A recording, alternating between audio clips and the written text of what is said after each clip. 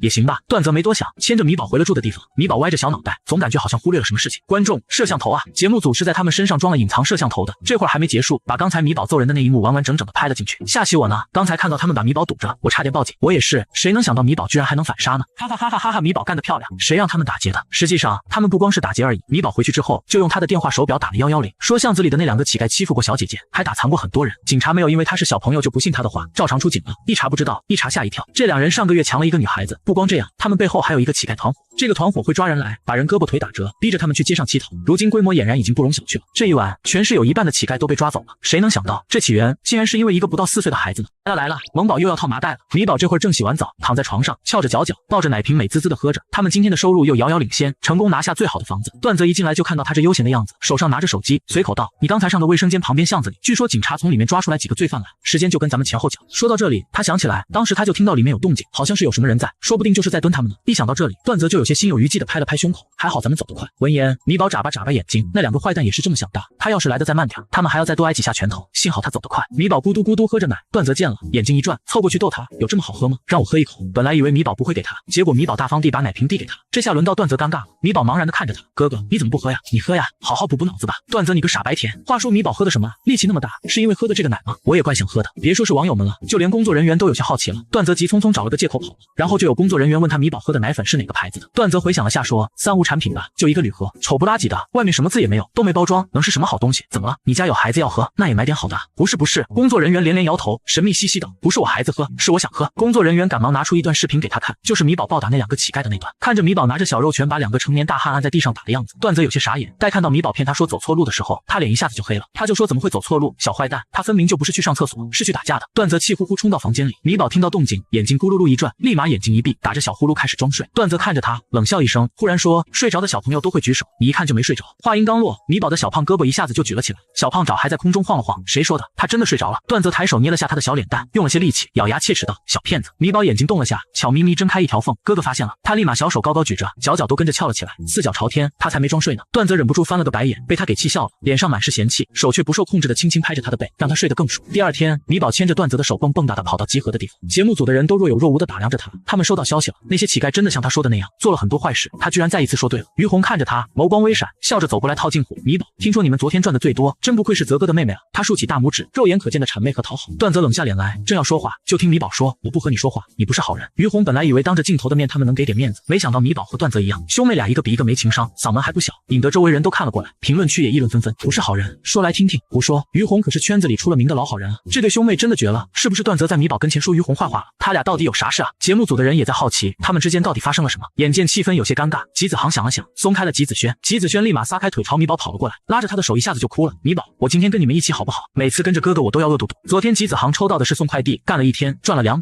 结果丢了一个件，赔了500。昨天能吃到饭还是一个包子店老板看他可怜，给了他一个包子。一想到这事，吉子轩就哭得稀里哗啦的。大周忍着笑上前说道：“今天我们的规则和昨天一样，但是大家需要重新抽签。”一听这话，吉子轩立刻紧紧抱住米宝，大声说：“我今天叫段子轩。”他虽然年纪小，但他知道跟着米宝有饭吃，跟着哥哥饿肚子。吉子航脸都黑了，他本来只是想让他救一下段子而已，怎么现在反而把他自己搭进去了？大周再也忍不住笑了出来：“今天我们的工作主体变成小朋友了，哥哥辅助，能不能让哥哥们吃上饭，就看你们了。”吉子航瞬间扬眉吐气，拎着他的后衣领就把人揪了回来。吉子轩，你要是敢让我饿肚子，我就把你的娃娃全送走。米宝拍了拍段泽的腿，拍着小胸膛认真道：“哥哥你放心，我不会让你饿肚子的。”这点段泽很放心，捏了捏他的小啾啾：“你加油。”米宝雄赳赳气昂昂上前去抽签，然后看了眼，自信满满的递给段泽：“哥哥，念。”段泽当一天的实习小医生，米宝脸上的笑容瞬间僵住。什么？米宝呆呆看向段泽，段泽想起米宝之前在医院的样子，也反应过来了，这小丫头天不怕地不怕，就怕打针。他安慰道：“放心，不是给你打，是你给别人打。”米宝一个劲儿的摇头，连连后退：“我不要去医院。”他吓得脸都白了，眼泪也在眼眶里打转。周围人见了也有些惊讶，明显没想到米宝会这么怕医院。于红立刻道：“要不我们换一下吧。”他抽到的是搬砖，米宝最不缺的就是力气了。就连段泽的眉头也皱了下，第一次没给于红使脸色。如果米宝实在不想去医院的话，他就欠下这个人情好了。米宝看了看于红，小脸上闪过挣扎，最后还是蔫哒哒的走到段泽跟前，颤声道：“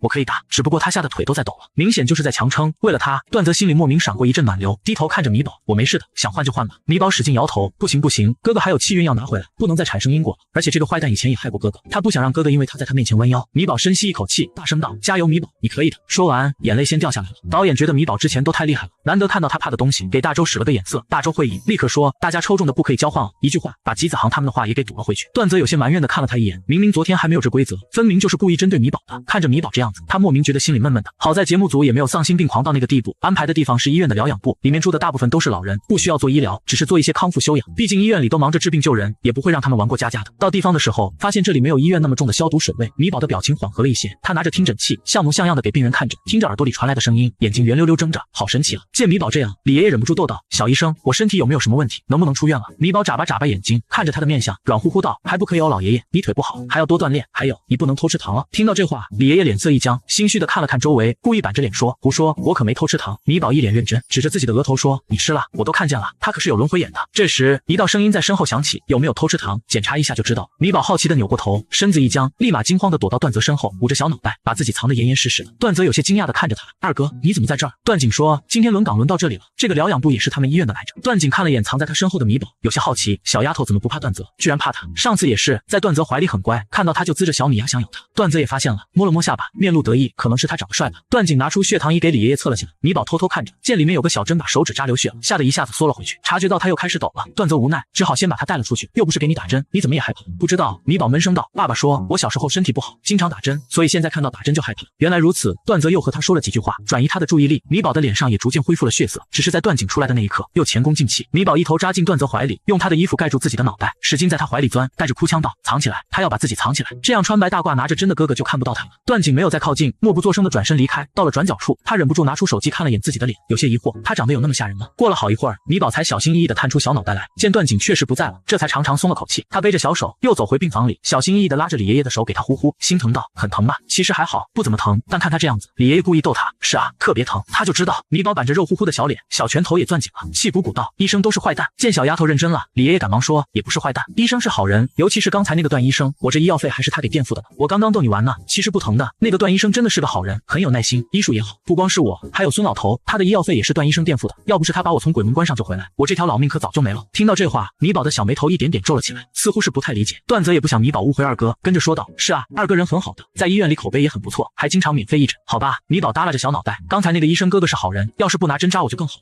听到他的话，段泽有些哭笑不得，戳了戳他的脑门，小没良心的，那还不是因为你当时生病发烧了吗？他也是为了你好。段泽觉得他不能总是这么怕医生，这毛病得改，最起码不能怕二哥呀，都是一家人。想着他说：“走，我带你去找二哥玩。”米宝不想见段景，一手扒着门框，脚趾都在用力，跟粘在地上了一样。段泽拉了下都没拉动。李爷爷看得笑个不停，忽然他的笑声戛然而止，捂着心脏将着身子往后栽去。察觉到不对劲，段泽猛地扭头：“李爷爷你怎么了？”米宝，快去找二哥来。米宝看了眼李爷爷，愣了下，拔腿就往外跑。他一溜烟跑到段景跟前，忍住害怕，壮着胆子道：“李爷爷晕了。”闻言，段景赶忙跑过去，一边给李爷爷做着心肺复苏，一边说：“帮我联系下急诊，这边只是做疗养的，设备不够。”段泽立刻点头，没多久就有人来了，把病人转移到小推车上。段泽也赶忙帮着推，头也不回道：“米宝你自己跟上。”米宝有些害怕，犹豫着不敢过去。就在这时，他忽然看到了两个熟悉的人，咦了声，这才跑了过去。段泽帮着把人送到抢救室门口，就不能进去了。他扭头就看到米宝正躲在角落里，仰着小脑袋，好像在和空气说话。段泽急得不行：“米宝，米宝！”他一开始还以为米宝睡着了，怕他掉下去，就把他抱了起来。结果他脑袋一歪，胳膊腿一点力气也没有，往后倒去，也没呼吸，跟死了一样。他吓了一跳：“医生，医生！”就在医生要把米宝放到推车上的时候，米宝唰的一下睁开眼睛，看到他身上的白大褂，眼里顿时闪过警惕，小身子一滚就掉了下来。段泽吓得差点叫出声，见米宝一个翻身稳稳落在地上，他这才松了口气：“你吓死我了，你刚刚都没气了。”他刚刚灵魂出窍来着。米宝眨了眨眼：“哥哥，我在练臂气功，没死呢，你放心吧。”段泽摸着心口，放心不了一点，这熊孩子一点都不让人省心。他拧着眉头，打算好好和米宝说说这事，就看到抢救室的门开了。段景取下口罩说：“没事了，李爷爷有心脏病，幸好你们当时在，发现的及时。”米宝还是躲在段泽身后，但比刚才胆子大了一些，悄咪咪探出小脑袋偷看段景，忽然感觉也不是那么害怕。段景无奈的笑了下，看了眼时间，见已经中午了，便把饭卡给了他们，去食堂吃吧，那里饭菜还不错，适合小孩子。下午，米宝煞有其事的拿着听诊器，听听这个听听那个，忙得不亦乐乎，逗得老爷爷老奶奶们也开心的不行。导演见米宝始终没碰针管，模拟打针，就提了句让他去做，观众就爱看反差萌。果不其然，米宝不愿意，一脸抗拒。导演坏笑着还想再继续，手机忽然响了起来，是段宁打来的。一接通，段宁就言简意赅道：“我投资了2000万，打到账户了，唯一的条件不许为难米宝，他不愿意做的事就不用做。”他也在看直播，看看得出来米宝是真的害怕真大人的恶趣味，让小孩子来买单，凭什么？而且那还是他妹妹，没人能欺负。导演顿时浑身一震，立马亲自跑过去把针收了起来，蹲在地上和米宝平视着，夹着嗓子说：“米宝啊，还有没有什么不想玩的呀？告诉叔叔，叔叔让人拿走。”米宝躲到段泽身后，探出小脑袋来，眼里满是警惕，像是看怪叔叔一样。段泽也奇怪道：“宋导你干嘛？”宋导的嘴角都快压不住了，小声和他说了段宁的话。段泽瞬间极度的脸色扭曲，怎么没见他对他这么好过？别说是2000万了，就是2000块他都没给过他。米宝耳朵高高竖起，没听清，只听到了段宁的名字，顿时一脸惊喜：“是姐姐吗？”是。段泽酸溜溜的捏了下他的小揪揪，哼，有什么大不了的？不就是矮点胖点脸圆点吗？谁小时候还不是个小可爱？这时宋导悄悄发了个消息，问他：“段总，我们打算想办法让米宝克服对打针的恐惧，就是不用针头，只用针管模拟，让米宝从心理上放轻对打针的戒备。您觉得怎么样？”段宁顿时脸一黑，不行，谁敢扎米宝一下试试？没针头的也不行。有了段宁在暗中保驾护航，接下来的节目里，米宝可以尽情做自己想做的事。除了跟打针吃药有关的东西，米宝其他事的配合度很高，和段泽这个废物哥哥的组合逗得观众也哈哈大笑。导演满意的看着反馈，还不错，以后还是得让孩子自由发挥，主要是金主爸爸给的实在是太多了。天黑透了，回到集合地，段泽也累得直翻白眼，脚步沉重的进了房间，一下子瘫在椅子上，累死我了。米宝麻溜的从他怀里跳了下来，懂事的帮他捏着腿，歪着小脑袋萌萌哒道：“哥哥，这样有好一点吗？”端德是一个乖巧懂事，但要不是一路把他抱回来，他哪里用得着这么辛苦？段泽不想说话，累得大口喘着气。于红正好路过，走了进来，笑道：“泽哥今天累坏了吧？来，喝点水。”段泽看都不看他一眼，脸上是毫不掩饰的厌恶：“滚，别让我说第3次。”这已经是他第2次让他滚了。于红有些无措的捧着杯子站在他面前，一脸尴尬。看他这样子，粉丝一下子就炸了，就连路人都有些看不下去了。差不多得了，以前还是一起出道的呢，至于吗？就是啊，能不能有点礼貌，好好说话不会吗？啊，就不能先说说他俩到底是怎么闹掰的吗？网友分成2派，一半是骂段泽的，一半是瓜田里的茶，急得跳来跳去。眼见段泽身上的气运又开始流失了，米宝神色一凛，立马拿了一张符拍在段泽身上。然而这一次却无济于事，因为这不像是翟哥之前用小木牌吸他的气运，而是网友们的评论影响到段泽了。米宝急得直跺脚，想到了什么，眼睛一亮，立马掏出桃木剑递给段泽：“哥哥，你表演一套剑法，观众们爱看，到时候就肯定能止住流失的气运了。”段泽一噎，忍不住翻了个白眼：“你耍猴呢？”米宝委屈巴巴地看着他：“我担心哥哥，他不想让哥哥出事。虽然他现在就算是去当乞丐也能靠卖艺挣钱了，但他还是喜欢哥哥光鲜亮丽的样子，这才该是他应有的模样。”这些话他没说出来，但段泽却看懂了。他垂眸看了下自己，猜到估计又是气运在流失了，而这一切都是因为于红。段泽有些不耐烦地抬起眼眸，上下打量他几眼，忽然笑了，漫不经心道：“你之前跟我说了对不起，我都忘了你做错了什么要跟我道歉了。你突然来这么一句，弄得我也很懵啊，不知道该怎么回你，所以才不理你的。真不好意思，我不是故意的，其实他就是故意的。”于红脸色一僵，为什么道歉？这还用说？几年前他们一起出道，翟哥唱的那个歌其实是段泽的。他知道事情的真相，因为段泽在上节目之前就给他唱过。后来段泽陷入抄袭风波，请他帮他作证，但那时候段泽没有说过他是段家人，他只以为他和他一样，只是个普通人而已。而翟哥之前从副导演的房间里出来，他也看到了，他还许诺等他红了会给他介绍资源，即便是边角料也够他活得很好。一个是毫无背景的普通人，另一个是一炮而红，还和副导演又来一炮的人，怎么选择几乎不用犹豫。他拒绝了段泽，还反过来为翟哥说话，从此2人交恶。他哪里能想到段泽居然会是首富段家的人，如今翟哥又被封杀了，他连边角料资源都拿不到，这才着急忙慌的来找段泽求和。这要他怎么说？于红面露迟疑，他的表情屏幕前的观众也看得一清二楚。什么意思？于红真做过对不起段泽的事？求求你们快说是什么事吧，非要我跪下来求你吗？段泽也微微轻身上前，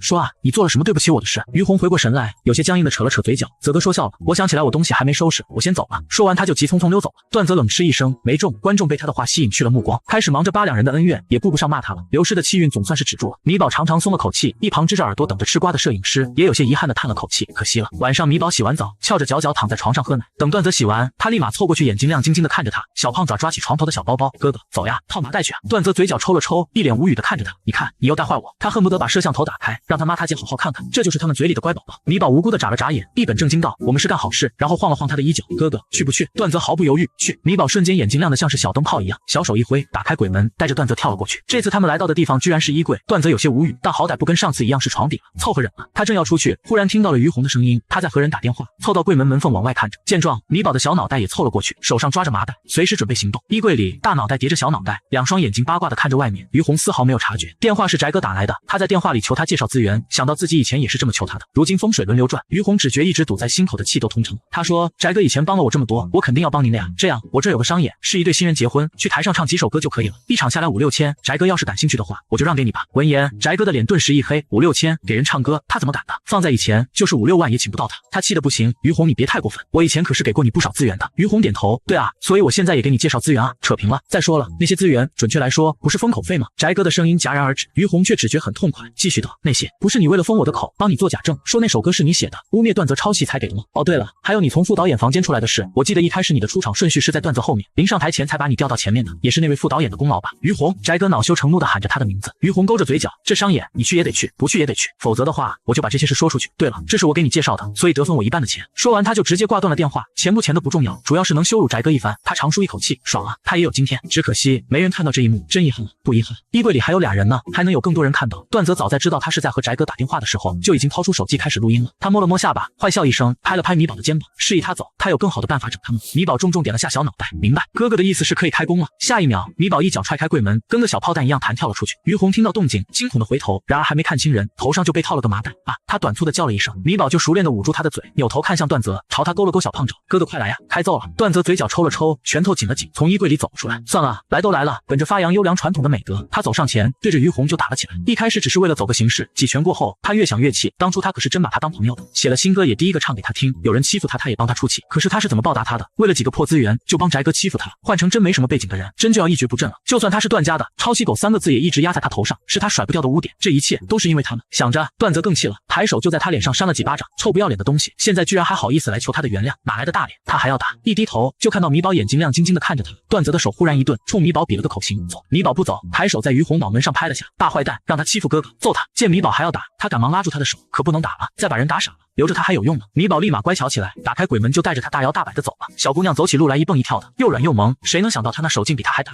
地上于红总算是能把麻袋拿下来了，他试图呼救，刚坐起来，下一秒眼前一黑，往后倒去，脑袋咣当一下砸在地上。翌日，于红顶着一张猪头一样的脸出现在众人面前。吉子航奇怪道：“你这是怎么了？”于红脸色有些难看，他也不知道是怎么回事，他找人查了监控，也没人去他房间啊，好奇怪，见鬼了。这时，米宝牵着段泽的手蹦蹦跳跳的走了过来。吉子航立马道：“正好米宝来了，让他给你算算这是怎么回事。”听到这话，米宝看了过来，晃着小脑袋说：“有因必有果，他这是遭报应了。”闻言，于红下意识看向段泽，眸光微闪。段泽大大方方的直视着他，看他干嘛？有证据吗？大周也一脸懵，上次翟哥也是莫名其妙挨打，这次于红也是，他忍不住抖了下。他们这剧组是不是闹鬼啊？米宝一脸无辜，谁也没怀疑他，就他那小胳膊小腿，能打得了谁啊？跳起来也就打到膝盖而已，怎么可能能套得了麻袋？至于段泽，他是出了名的直脾气，打人都是当面打的。大周上前介绍今天的游戏规则，今天呢是要我们大家一起行动，大家各自抽签，上面是需要扮演的角色，完成角色任务，懂了？就跟演戏差不多呗。只是这么一来，他们所有就都要打乱了，小朋友未必能跟着自家哥哥。吉子轩是第一个去抽签的，抽中的是小公主，而季子航抽中的是乞丐。他嘴角瞬间就压不住了，眼巴巴看向大周问道：“我是不是可以不和我哥哥在一起了？”大周饿了下，在啊，你要不要回头看看你哥哥的脸色？吉子航的脸都快黑成炭了，他冷哼一声，谁稀罕和他在一起了？米宝和段泽也上前抽签，段泽还是不改他的臭手，再次抽中乞丐，但他自信满满，不就是当乞丐，问题不大。他低头看米宝抽中的，你抽到了什么？米宝把纸条递给他，段泽一看，瞬间傻眼。米宝不仅能掐会算，跟着豪门哥哥录综艺节目，还能顺手抓个罪犯，大家都好奇米宝抽中了什么。吉子航探头去看，表情也愣住了。锦衣卫指挥使任务：抓住出逃在外的3位江洋大盗，找回失窃的黄金。这换成其他人扮上别提多帅气了，但米宝就他这短腿，他是想蒙死犯人吗？见他们表情不对，米宝踮着脚尖，伸长脖子，扯了扯段泽的衣角。哥哥，上面写的什么呀？段泽把纸条递给他，米宝一看，小脸一黑，哦，还是个小文盲，这到底是怎么当上锦衣卫的？走后门了吧？吉子航羡慕坏了，搓了搓手，米宝，咱们要不换换？他这大长腿才适合身穿飞鱼服，手持绣春刀啊！不成想米宝人菜瘾大，毫不犹豫地摇了下小脑袋，不换。虽然他不知道锦衣卫是什么，但看他表情，肯定是好东西。锦衣卫还真不是什么好东西，毕竟干的都是脏活，手段也狠。段泽也有些犹豫要不要换，不想让米宝接触这些。然后就看到米宝已经蹦蹦哒哒跟着摄影师去做妆造了。行吧，一会儿他别哭就好。米宝才不哭呢，他看着镜子里的自己，稀奇的低头看着自己身上的飞鱼服，小嘴张圆挖了下。他喜欢这个衣服。除了他之外，廖文白和廖文博兄弟俩也抽中了锦衣卫，不过一个是千户，一个是百户，都是米宝的手下。米宝小奶肚一挺，手背在身后，学着马爷爷遛弯的架势，很有气场的小胖爪一挥，走，抓坏蛋去。廖文白配合的跟在后面，即便是自己的顶头上司，还没自己腿高，身为影帝，他还是很快就进入了状态，鹰隼般的眸子警惕的看着周围。廖文博悄悄学着他的动作，兄弟俩都不是多话的人，也不爱笑，看上去酷酷的，看着就不好惹。然而跟着米宝在街上转了2圈之后，看着还打算绕第3圈的米宝，廖文白终于忍不住了，上前问道：“大人，我们这是去何处？”米宝停了下来，认真道：“找汪汪队啊，汪汪队。”廖文白就算是在不苟言笑，此刻也愣了下，找汪汪队干嘛？米宝歪着小脑袋，我看到上面的字了，认识他，我们要找汪汪大队，那不就是汪汪队吗？可是他找了好一会儿，也没找到一只狗狗呀。廖文白结结实实被米宝噎了好一会儿，最后还是说那是江洋大盗，就是坏蛋的意思，杀人劫货，无恶不作。米宝一懵，喃喃重复道：“江洋大盗。”意识到自己认错字了，米宝小脸瞬间爆红，小胖爪赶忙捂住脸，小嘴瘪了瘪，好丢脸呜。不一会儿，米宝假装什么事都没发生一样，背着小手说：“我们去找江洋大盗吧。”说完，他眼睛咕噜噜转了转，悄悄打量了下廖文白和廖文博，他们应该没笑话他吧？还好兄弟俩都是面瘫。米宝稍稍松了口气，又来了精神。那几个江洋大盗长什么样子呀？廖文白拿出几张画像来给他看，画的还挺像的，一个是于红，另外2个是 NPC。廖文白说：“这边小路很多，我们要好好找一下。”米宝却摆了摆手：“不用找，我有办法。”10分钟后，于红刚找了个活，是个酒楼的洗碗的，不用见客人，他就埋头洗碗，也基本上不会被发现。结果他刚坐下来，还没开动，就听到了一道稚嫩的声音：“找到了。”于红一愣，猛地扭头看去，就见米宝和廖文白、廖文博站在门口。廖文白也是一惊，刚才米宝说他能找到，然后就拿出了罗盘，嘴里念念有词的。他还以为小姑娘只是在过家家，没想到居然真的找到人了。知道他会算命，但没想到他找人也这么准啊。于红红也反应了过来，拔腿就跑。然而刚站起来，一只小脚就踢到了他腿窝上，他腿一软，一下子跪在地上。米宝一手拉着他的胳膊，一手按着他的肩膀，很有气势道：“贼人哪里跑？这下总能挽回他刚才不认字失去的形象了吧？认字人人都会，算命可不是谁都行的。”廖文白一低头，就看到米宝仰着小脸，眼睛亮晶晶的看着他，一脸期待。他顿了下，双手抱拳，拱手道：“大人真厉害。”米宝满意的笑了下，谦虚道：“一般般厉害吧。”话是这么说，走路都开始一蹦一跳的了，跟个小兔子一样。廖文白又想笑了，这小孩还挺好玩。米宝低头看了眼自己的衣服，想起来他现在可是个大官，一秒恢复严肃的模样。走，继续找第二个人。他拿出小罗盘，很快就有了方向。导演看着这一幕，忍不住啧啧称奇，这小姑娘可真够厉害的。等节目结束了，他也得找她算一卦去。就在这时，副导演急匆匆走了过来，在他耳边小声说了句话：“不好了，导演，咱们找的那个叫牛大的 NPC 是混进来的杀人犯。”什么？导演大惊，牛大，那不就是3个江洋大盗之一吗？恰好此时镜头里传来了米宝奶乎乎的声音：“找到了。”王导僵硬着看向镜头，瞬间眼前一黑。牛大听到声音，也看向米宝，看着米宝嫩白的小脸，舔了舔嘴角。小孩子的皮最好剥了，不知道为什么他的表情总感觉不大对。廖文白下意识将2个小孩拉到身后护着。此时导演也回过神来，慌忙道：“快打电话，快让他们跑！一个是影帝和他弟弟，一个是段总在意的人，要是有个3长2短，他就完了。”副导演也飞快打着电话，然而没有一个人接听。他才想起来，录节目的时候他们都是不带手机的，而摄影师的手机也因工作要求，工作时间处于静音状态。最麻烦的是，米宝所在的地方离他们这里最远，现在赶也赶不过去了。眼看着牛大走近，他的呼吸都停了下来。完了，牛大走过来说：“你们是来抓我的，那得看你们能不能追得到我。”牛大挑衅一笑，扭头就跑，不过眨眼的功夫就没了踪影。摄影师还不由得感慨了下，这个群演还挺负责的。刚刚笑的那一下，他都以为看到真的罪犯了，他哪里知道这就是个实实在在的杀人犯。他也不是为了跑，而是这里人太多不好动手，所以想把他们引到一个没人的地方再动手。他是20年前一个案子的杀人犯，这么多年了，警方一直都没找到他。后来无意间的一个机会，他当了群演，发现上镜之后居然还是没人抓到他，这让他心里觉得格外刺激。他演的电视剧多少警察都看过啊，可是就是没人知道他就是他们要找的人。这种在刀尖上舔血的日子太爽了。牛大有些兴奋的舔了舔嘴角。20年前他老婆给他戴了绿帽子，他把野种给杀了，还把他的皮剥了。如今看到米宝，再次激发了他的杀欲。他那双眼睛真好看，他一定要单独抠下来收藏。米宝也在后面追他，小贼人，本大人才不会跟丢呢。他们越跑越偏，半路摄影师摔了一跤，没跟上来。廖文博跑不动了，和摄影师在一起。廖文白跟在米宝身后，觉得不大对劲，猛吸一口气，一把冲过去拉住米宝说：“米宝，别追了，小丫头腿不长，没想到跑得这么快。不行，我要抓住那个杀人犯。”廖文白愣了下，解释道：“他不是真的杀人犯，这是剧本而已。”米宝摇头，眨了眨眼：“不是呀，他就是真的杀人犯，他这里有血煞。”米宝指着印堂的位置，认真道：“血煞是只有杀过人的人才有的。”听到这话，廖文白眉头皱了起来，看了眼周围，发现周围空无一人，安静的可怕。他这才发现，他们无意间跑到了一条死路，前面有一堵墙，旁边也没路，心里顿时涌起一种不好的预感，不对劲。还不等他反应过来，他们一直追着的牛大忽然就出现在了他们身后，眼神兴奋地盯着米宝。没想到你居然看出来了，那我更不能放你离开了。廖文白面色凝重地把米宝拉到身后，抿了抿唇，头也不回地和米宝说：“站在这里，别动。”说完他就捏着拳头打了过去。这人明显就是故意引他们过来的，那也没什么好说的了，打就行了。不成想牛大以前是拳馆教练，身手也不错，居然能和廖文白打个平手。米宝乖巧地站在原地，探着小脑袋问道：“廖手下需要帮忙吗？什么千户百户都是他手下，这都什么时候了，他还没出戏呢。”廖文白嘴角抽了抽：“不用，一会儿让你跑，你就赶紧跑。”米宝这次没阴，他跑了，他就完了，你们谁也跑不了。话音刚落，牛大忽地抽出一把刀来，一下子朝廖文白腹部捅了过来。廖文白瞳孔微缩，抬手攥住牛大的手腕，然而牛大手劲极大，一把按住了他，把他抵在墙上，手上的刀也朝他一点点逼近。廖文白几乎已经能感觉到刀上的寒气了，他咬牙道：“好，他一个大人总是得保护下小孩子的，我说过你们谁也跑不了。”牛大狞笑一声：“等弄死你，我就来杀那个小的。”说着手腕蓦地发力，刀尖几乎都贴着廖文白的肉了，眼看着就要刺进去了。这时一只小脚丫忽然踢在了牛大手腕上，明明是个很小的脚，都没手掌大，可是牛大的手腕嘎嘣一声，他捂着手腕疼弯了腰，刀也一下掉在了地上。廖文白趁机一膝盖顶到牛大腹部，反手把他按倒在地，余光瞥了眼他的手腕，眼皮子一挑，居然骨折了。他有些不可思议地看了眼米宝，他力气怎么这么大？恰巧此时导演也赶到了，看到这一幕长长松了口气，他手一挥，赶紧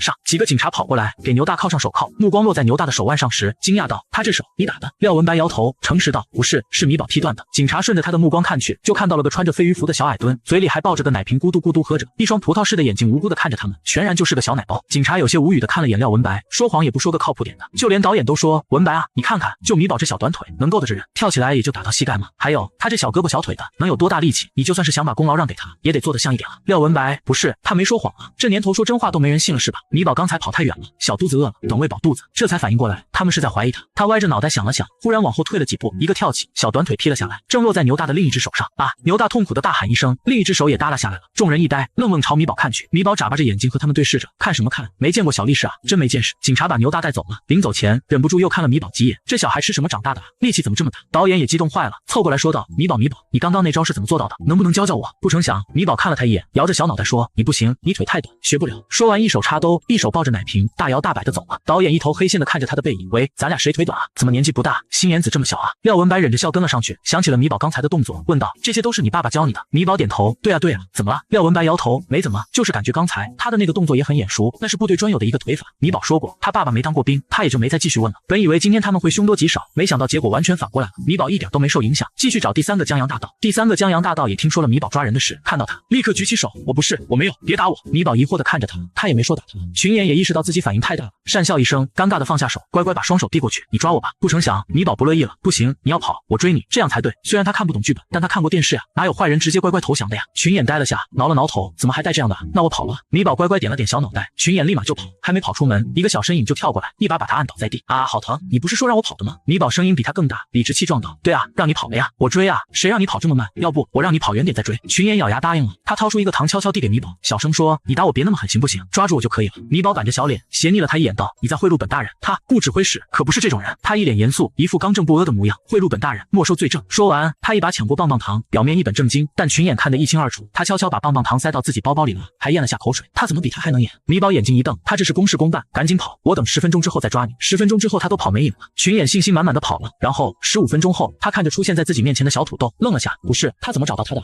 不光是他，观众们也有些傻眼，是不是真的啊？剧本吧，看着不像啊，我没注意到有人提示米宝啊，提示也不可能让我们看到了，反正我是不信的。米宝如果找人真这么准的话，能不能帮我找着我妹妹啊？她走丢10年了，楼上还是找警察更靠谱一点。想找到妹妹的网友没再说话，只隔着屏幕叹气，他也找过警察了，只是一直没找到，寄希望于一个不到4岁的小姑娘，他也是疯了。他苦笑着摇了摇头。这边导演看到网友的质疑，摸了摸下巴，和群演说：你继续跑，摄影师不会跟拍你，没人知道你去哪里，让米宝去找。群演揉着发酸的腿，气喘吁吁道：这次隔半个小时再来找我吧。他要跑得远远的，看他还怎么找。米宝看了眼周围，悄咪咪掏出棒棒糖，嘎嘣几下把糖咬了下来，偷偷把棍子扔掉。段泽正好讨饭路过，已经走过去了，又折了回来，看着米宝，米宝也看着他，眨巴眨巴眼睛，一脸无辜。段泽却盯着他看了一会儿，你吃糖了？米宝摇头，没吃没吃。段泽，那你怎么脸都肿了？米宝眼睛一转，立马捂着腮帮子，拧着小眉头，牙疼，还挺能演。段泽挑了挑眉，坏笑一声，你嘴角都有糖渣子。米宝做贼心虚的舔了下，什么也没舔到。哥哥骗他。米宝瞪大眼睛看着他，一脸幽怨。段泽暴毙，轻哼一声，此地无银300两。米宝委屈坏了，伸出一根短胖的小手指头，我就只吃了1根棒棒糖，没有吃300根。段泽，回去就送他去上学。廖文白站在旁边，嘴角也翘了起来。之前看米宝找人那么厉害，总是容易忽略他还是个小孩子，现在总算是有了一点实感了。就是个幼儿园文凭都没有的小文盲，奈何小文盲官大。恰好有一行穿着飞鱼服的锦衣卫路过，尽职尽责的朝米宝行礼。大人。米宝眼睛咕噜噜一转，小肚子一下子就挺起来了，手背在后面，很有架势道：哪里来的乞丐，赶出去！哼哼，居然还敢管本大人吃没吃糖，揍你！锦衣卫听到这话，立刻把段泽押了出去。段泽也戏精附体，大人饶命啊，我再也不敢了，大人。米宝咧着小嘴，好玩好玩。意识到自己身份最高，米宝也不藏着掖着了，大大方方的吃着糖。半个小时后，他开始去找藏起来的群演，毫无意外，没有任何阻碍就找到。不光如此，还算到了他们藏起来的黄金的位置，把丢失的钱财找了回来。这下子观众们也看得一清二楚，真的一点都没有作弊，这也太厉害了吧！廖文白也拱手道：大人真是断案如神，有您在，这些江洋大盗必将全部落网，还百姓一个安宁。米宝板着小脸，淡淡点头，没听懂，但少说话就对了。两人走了出去，所到之处，众人都行礼。米宝得意坏了，觉得自己2米8。就在这时，一个穿着太监服的人来了，捏着嗓子说：奉天承运，皇帝诏曰，锦衣卫指挥使顾米宝收受贿赂，证据确凿，罪大恶极，将其贬为乞丐。段泽举报有功，接任指挥使一职，钦此啊！米宝呆呆站在原地，一脸懵地看着段泽。米宝又被贬为乞丐了，罪魁祸首竟是他的豪门哥哥。段泽奸笑一声，一副小人得志的模样，哪里来的乞丐，赶出去！总算是找到机会了，小丫头，跟他斗，他还嫩着呢。直到身上帅气的飞鱼服被扒下来，换上破破烂烂的乞丐装，米宝这才反应过来，自己被罢官了，还是段泽亲自做的。小姑娘眼里开始举起泪花，还没等她哭出来，段泽先发制人，你该不会要哭吧？这也太玩不起了吧，让大家看到了都会笑话你的。闻言，米宝吸了下鼻子，紧紧抿着小嘴，把到嘴边的哭声按了下去，眼泪一个劲儿的在眼眶里打转，要掉不掉，看起来更惹人怜。段泽只心虚了1秒钟，就被欺负小孩的快乐占据了身心，他欠嗖嗖的捏了下米宝的小揪揪，哥这是教你人心险恶，去吧，讨饭去吧，好好当你的小乞丐。对了，讨到的钱要分9成给我啊，这是规矩。不光抢了他的官，还要抢他的钱。米宝呜咽一声，眼泪再也承受不住重量砸了下来。即便如此，他还谨记着段泽刚才说过的话，不能让人笑话他。但是他真的忍不住啊！小姑娘使劲捂着嘴，一溜烟跑了出去，找了个没人的角落，把自己往里面一塞，呜哇一声哭了出来。小热水壶一下子就烧开了，只要没人看到，就不会有人笑话他了。但这一幕被摄影师清楚的拍了下来，网友们一下子就炸了。段泽你良心何在？段泽你欠不欠啊？这么欺负米宝，罚你晚上不许吃饭！哈哈哈哈！米宝哭起来太好玩了，跟谁家热水壶烧开了一样。我家的，我这就来拿走！哈哈哈哈！他们都在笑，只有米宝真心实意的在哭，嘴里的糖还有一点点没化掉，这就是他受贿让他丢官的证据。米宝珍惜的吃着，恨不得晚点化掉才好，咂巴着嘴里的甜味，吸溜了口水，真好吃啊！官都丢了，糖可不能再丢了，不然就亏大了。米宝哭完揉了揉眼睛，从地上爬了起来，拿起破碗开始讨饭，动作熟练的让人心疼。另外一边，被网友讨伐的段泽大摇大摆的走走到天牢，这会儿几个江洋大盗已经被绑在架子上了，于红也在。段泽手一抬，来吧，开始审案，说吧，谁交代你们的，就先从你开始吧。他手指着于红，目光饶有兴致地从刑具架上划过，拿起一旁的烙铁，火是真的，烙铁烧得通红。他拿着它靠近于红，于红瞬间汗毛耸立，眼神惊恐地看着他。他怀疑段泽是要公报私仇，他忍不住想挣扎，奈何为了逼真，节目组绑得还很紧，他的手脚根本动弹不得，只能尽力往后去躲。然而他后面还有根柱子，又能躲到哪里去呢？泽哥，他白着脸看着段泽，一脸哀求。段泽没理他，正色道：放肆，宵小之辈，居然敢直呼本官名讳，说是谁指使你们的？不说的话，大刑伺候。说着，他手上的烙铁往前推了点，正好在于红脸的正前方。他已经能清楚地感觉到上面的灼热，他吓得头上的汗都快出来了，一动也不敢动。要是那东西落到脸上的话，他就毁容了。这一刑毁容，那就彻底完了。廖文白也没想到段泽玩得这么大，有些诧异地看了他一眼，但看他手拿得很稳，烙铁其实离于红还有点距离，所以他也就没阻止了。导演摸着下巴，在段泽和于红之间，果断选择了前者。没办法，谁让他姐是金主爸爸？而且他感觉段泽就是想吓唬一下于红而已。但于红不是这么觉得的，他觉得段泽就是想毁了他，就像当初他毁了他一样，他是真的会把烙铁按在他脸上的。段泽看着他，漫不经心道：说到底是谁指使的？观众都以为他是在演戏，但只有他们两个人清楚，说的其实是当初他作证说他抄袭翟哥的事。段泽定定看着他，嘴角微勾，还不说，看来你是不见棺材不落泪了。他的手腕轻轻动了下，烧红的烙铁在于红眼前转了一圈，朝他又靠近了几分，眼看着烙铁就要碰到他脸上了，于红吓得心都快跳出来了，他再也忍不住了，惊恐道：我说是翟哥，是翟哥指使我，让我做伪证，说是你抄袭他的歌的，那首火是你写的。轰！全场寂静，所有人都目瞪口呆地看着他们，不是在录综艺吗？怎么还突然开始爆大瓜了？导演也傻眼了，看着飞快增长的观看人数，他立马回过神来，给摄影师使了个眼色，拍，全拍下来，这可是大瓜啊！节目可以不爱看，吃瓜还有不爱吃的吗？他有预感，他的节目要火。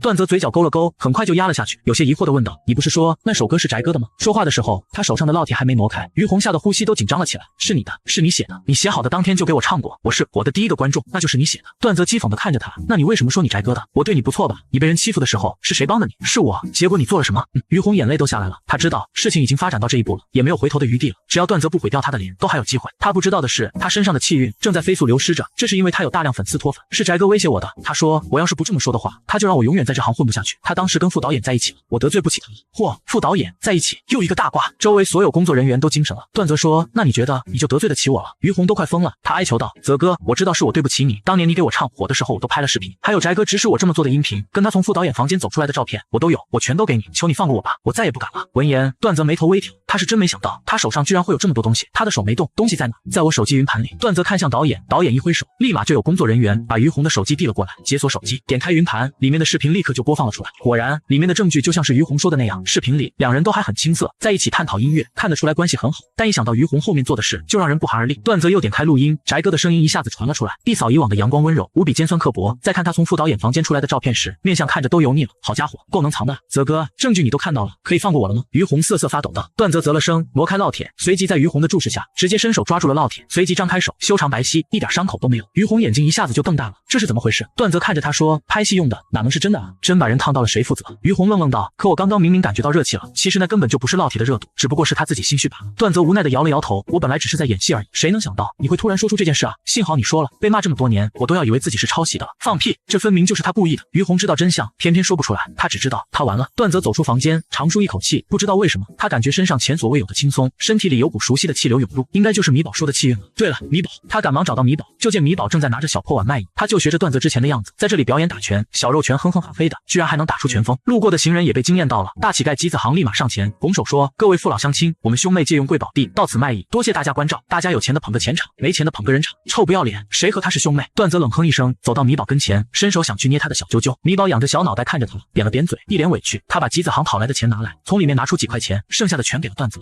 交给你的。他说了要交90%，段泽下意识接了过来，正想和米宝解释一下，他刚才那么做其实就是为了有机会去吓唬于红，套他的话。话还没说出口，就看到米宝迈着小短腿，哒哒哒跑到人群中，抱住一双腿，小胖爪一指，姐姐，你看到了吧？哥哥欺负我，还要我挣的钱交给他，这就是证据。段泽，你怎么又告状？米宝可怜兮兮的看着段宁，委屈坏了。段宁随意摸了下他的小揪揪，全当安慰。他眼皮轻抬，淡淡看向段泽，越来越有出息了。小孩子的钱都要。段泽说，我那是跟他开玩笑呢。这时米宝哭唧唧道，哥哥还举报我呜呜。段宁一个眼刀子就扔了过去，这就是开玩笑，敢说没有一点私心？还真有点，就是想把小姑娘逗哭来着。段泽赶忙转移话题道，你怎么来了？路过。这时他的助理跑了过来，手上提着一个饭盒，递给米宝，小姐快吃吧，别饿着了，段总就怕您吃不上饭，专门来的。段泽的脸绿了，他喝了声，暴毙冷笑，咬牙切齿道，我怎么不知道公司和家之间还会路过羊城的？这都跨省了，就为了给米宝送饭，还就买了一份，就没想过他吗？段宁抵唇轻咳一声，一秒神色恢复如常，平静的看向他，怎么了？有问题吗？段泽气得不行，米宝却眼睛亮晶晶的看着段宁，没想到姐姐居然是专门来给他送饭的，谢谢姐姐。段泽很不高兴，冷哼一声，现在还在拍摄呢，你吃外面的饭是作弊。闻言，米宝小脸也皱了起来，面露不舍。这时，导演急匆匆跑了过来，说：“能吃能吃，今天的拍摄正好结束了，可以吃了。”段泽脸一黑，咬牙切齿道：“王导，这才几点就结束拍摄了？”王导面不改色道：“对啊，你们这边的素材都已经录完了，可以结束了。”说完，他谄媚地看着段宁：“段总，您来了，要不跟我们一起吃饭？”段宁摆手：“不用，你们正常进行就好，我只是路过，一会儿还有事要忙。”他转身就想走，却被一道力拉住，低头就看到米宝拉着他的衣角，一脸不舍。他脚步顿了下，说：“晚上我让人接你去酒店，哥哥当家。第2期今晚就要结束了，录完素材也不用必须住节目组安排的房子里了。”米宝眼睛一亮，重重点了下小脑袋，松开手，跟个小招财猫一样摆了摆小胖爪：“姐姐再见。”眼看段宁都走远了，段泽心里一个劲儿的冒着酸水，也不知道是在酸谁，他重重哼了声。米宝也没看他一眼，他抱着盒饭坐到一旁的台阶上，打开盖子一看，有肉有菜，甚至还有水果，不由咽了口水，拿着勺子就嗷呜嗷呜吃了起来。好吃好吃。段泽切了下，不就是个盒饭吗？谁还吃不起了？米宝还是不理他，他真的生气了。哥哥坏。段泽更憋屈了，比刚才还要难受，不理就不理，谁稀罕啊？他大步往前走去。米宝见状，飞快抬起小脑袋看了眼，见他真的走了，不由鼓了鼓腮帮子，勺子一下下戳着饭，忽然没刚才那么香了。臭哥哥！正想着，视线中忽然出现了一双大长腿，米宝愣了下，猛地抬头看去，顿时惊喜道：“哥哥！”段泽倩嗖嗖地捏了下他的小揪揪，是不是舍不得我？你要是把饭分我一半，我就留下来陪你吧。米宝毫不犹豫的把他不喜欢吃的胡萝卜全分给他，大方道：“哥哥，给你吃。”段泽可真大方啊，他咬了咬牙，都要被他给气笑了。最后他到底还是没走，翻着白眼和米宝并肩坐着，说：“我要吃肉。”米宝又把他不爱吃的鸡皮递给他，哥哥给，只要是哥哥想吃的，他都宠着他。米宝自己啃着没皮的大鸡腿，想到他可真是个好宝宝呀。段泽磨了磨牙，冷笑一声，二话不说抢过米宝手上的鸡腿，就塞到了自己嘴里，冷笑道：“鸡皮你自己留着吧。”米宝一下子傻眼了，几秒后他回过神来，眼里又涌起了水花。段泽欠揍道：“你哭吧，哭完正好我全吃完了。”一听这话，米宝二话不说就水花洒走了，埋头就嗷呜嗷呜吃了起来。哥哥大坏蛋，他也没好到哪里去。段泽拿着筷子和米宝抢饭，米宝急得不行，又不敢闹，只能抡圆了胳膊往嘴里塞饭。兄妹俩动作一个比一个快，就差打起来了。眼看段泽仗着自己会用筷子，把最后一只虾吃完了，弹幕也不由得骂了起来：“你别吃了，给仔吃！段泽你有没有良心啊？众所周知，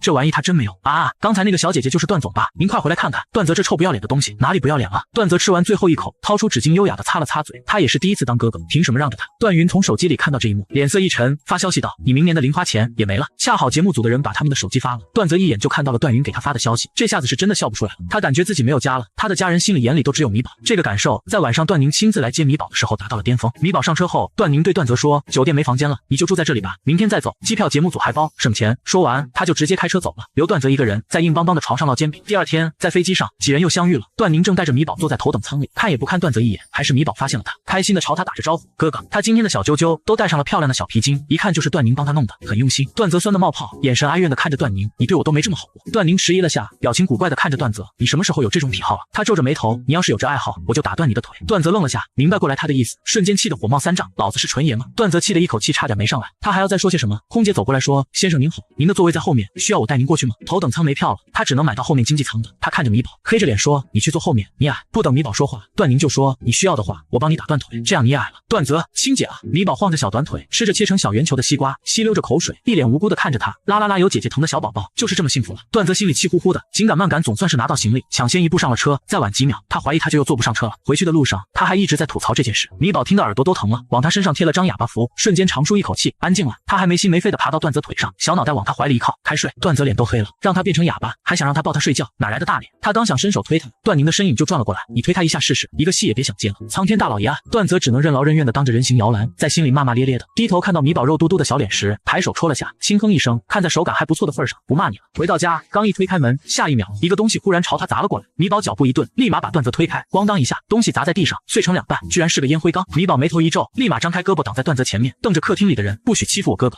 米宝跟着保安爸爸嫁入豪门，以为能吃香的喝辣的，可他却梦见豪门即将破产，眼看热乎乎的软饭还没吃就凉了，米宝只能重拾就业，没想到他竟是玄学大王。段家一脸厌恶的看着米宝，冷哼一声：“行，我不砸他，我砸你。”说完，他又拿起桌上的果盘就要朝米宝砸过来。段泽脸色一冷，大步上前抓住他的手腕：“你要砸谁？”米宝立刻哒哒跑过去，挡在段泽前面。段泽把他提溜到身后，他又跑到了他身前，他要保护哥哥。小屁孩，明明刚刚还欺负他呢。段泽撇了撇嘴，嘴角却不受控制的扬起，看向段家时，脸色又沉了下来，被捏住手腕。段家疼得嘶了声：“疼疼疼，放手！”段泽冷嗤一声，在他挣扎的最凶的时候，忽然松开了手。段家没有防备，身形一个踉跄，一下子摔倒在地，手上的盘子也咣地砸在地上，碎片划过他的胳膊，血立刻就冒了出来。啊！他尖叫起来。米宝下意识捂着耳朵，小眉头拧了起来，好吵啊！这动作正好让段家看了个正着，他气得不行，想也不想就伸手使劲推了下米宝。都怪你这个小贱人！他动作又快又急，段泽还没来得及动手，米宝也像是吓傻了一样，躲也没躲。段家眼神飞快扫了下米宝身后的玻璃碎片，眼底闪过一道暗光：小野种，去死吧！要不是他胡说八道，她老公根本就不会被抓进去。他用尽全身力气想把米宝推倒，结果米宝下盘极稳，没推动，反倒是他自己因为惯性往后倒去，正好倒在玻璃碎片上啊！他歇斯底里的叫了起来。坐在沙发上的两个老人终于动了。佳佳，你没事吧？王芳急忙把段家扶起来，看着他身后的血，哎呦一声，眼泪一下子就掉了下来，拉着段家转了下，让段老爷子清楚看到他身上的伤口，却没怪米宝，而是替他说话。不怪小姑娘，是佳佳自己先动的手，实在是太不应该了，怎么能推小孩子呢？又来了！段泽眉头皱了起来，不爽的看着他这个后奶奶。老绿茶一个，他们以前可没少在他手上吃亏。果然，段老爷子眉头紧皱，手上的拐杖使劲在地上敲了敲，一双冷漠的眸子看着米宝，嫌弃道：“看看段云找的是什么人，大的没出息，小的这么小就打人。”段宁走上前，正要说话，忽然听米宝说：“可是他也打你啊，你怎么还找他呀？”米宝仰着小脑袋，小胖爪指向王芳的方向。段宁顿时脚步一停，和段泽对视一眼，两人眼底都是同样的神色，又有瓜吃了。段泽摸着下巴，悄悄拿出手机，打开录像。王芳愣了下，露出难过的表情。他比段老爷子小20岁，和他站在一起本来就显年轻，更别提他在脸上花了大价钱保养的好了。如今哭起来，依然有种楚楚可怜的味道，把段老爷子迷得不要不要的。他伤心道：“米宝，你怎么能胡说呢？我就是打谁也不可能打他呀！”说完，他看了眼段老爷子，段老爷子的心立马偏到他那边了。他拿着拐杖又在地上敲了下，让段云回来。太不像话了，我们段家没有这么没家教的人。听到这话，米宝鼓了鼓腮帮子，他也有点生气了。他叉着小胖腰，气鼓鼓地瞪着王芳：“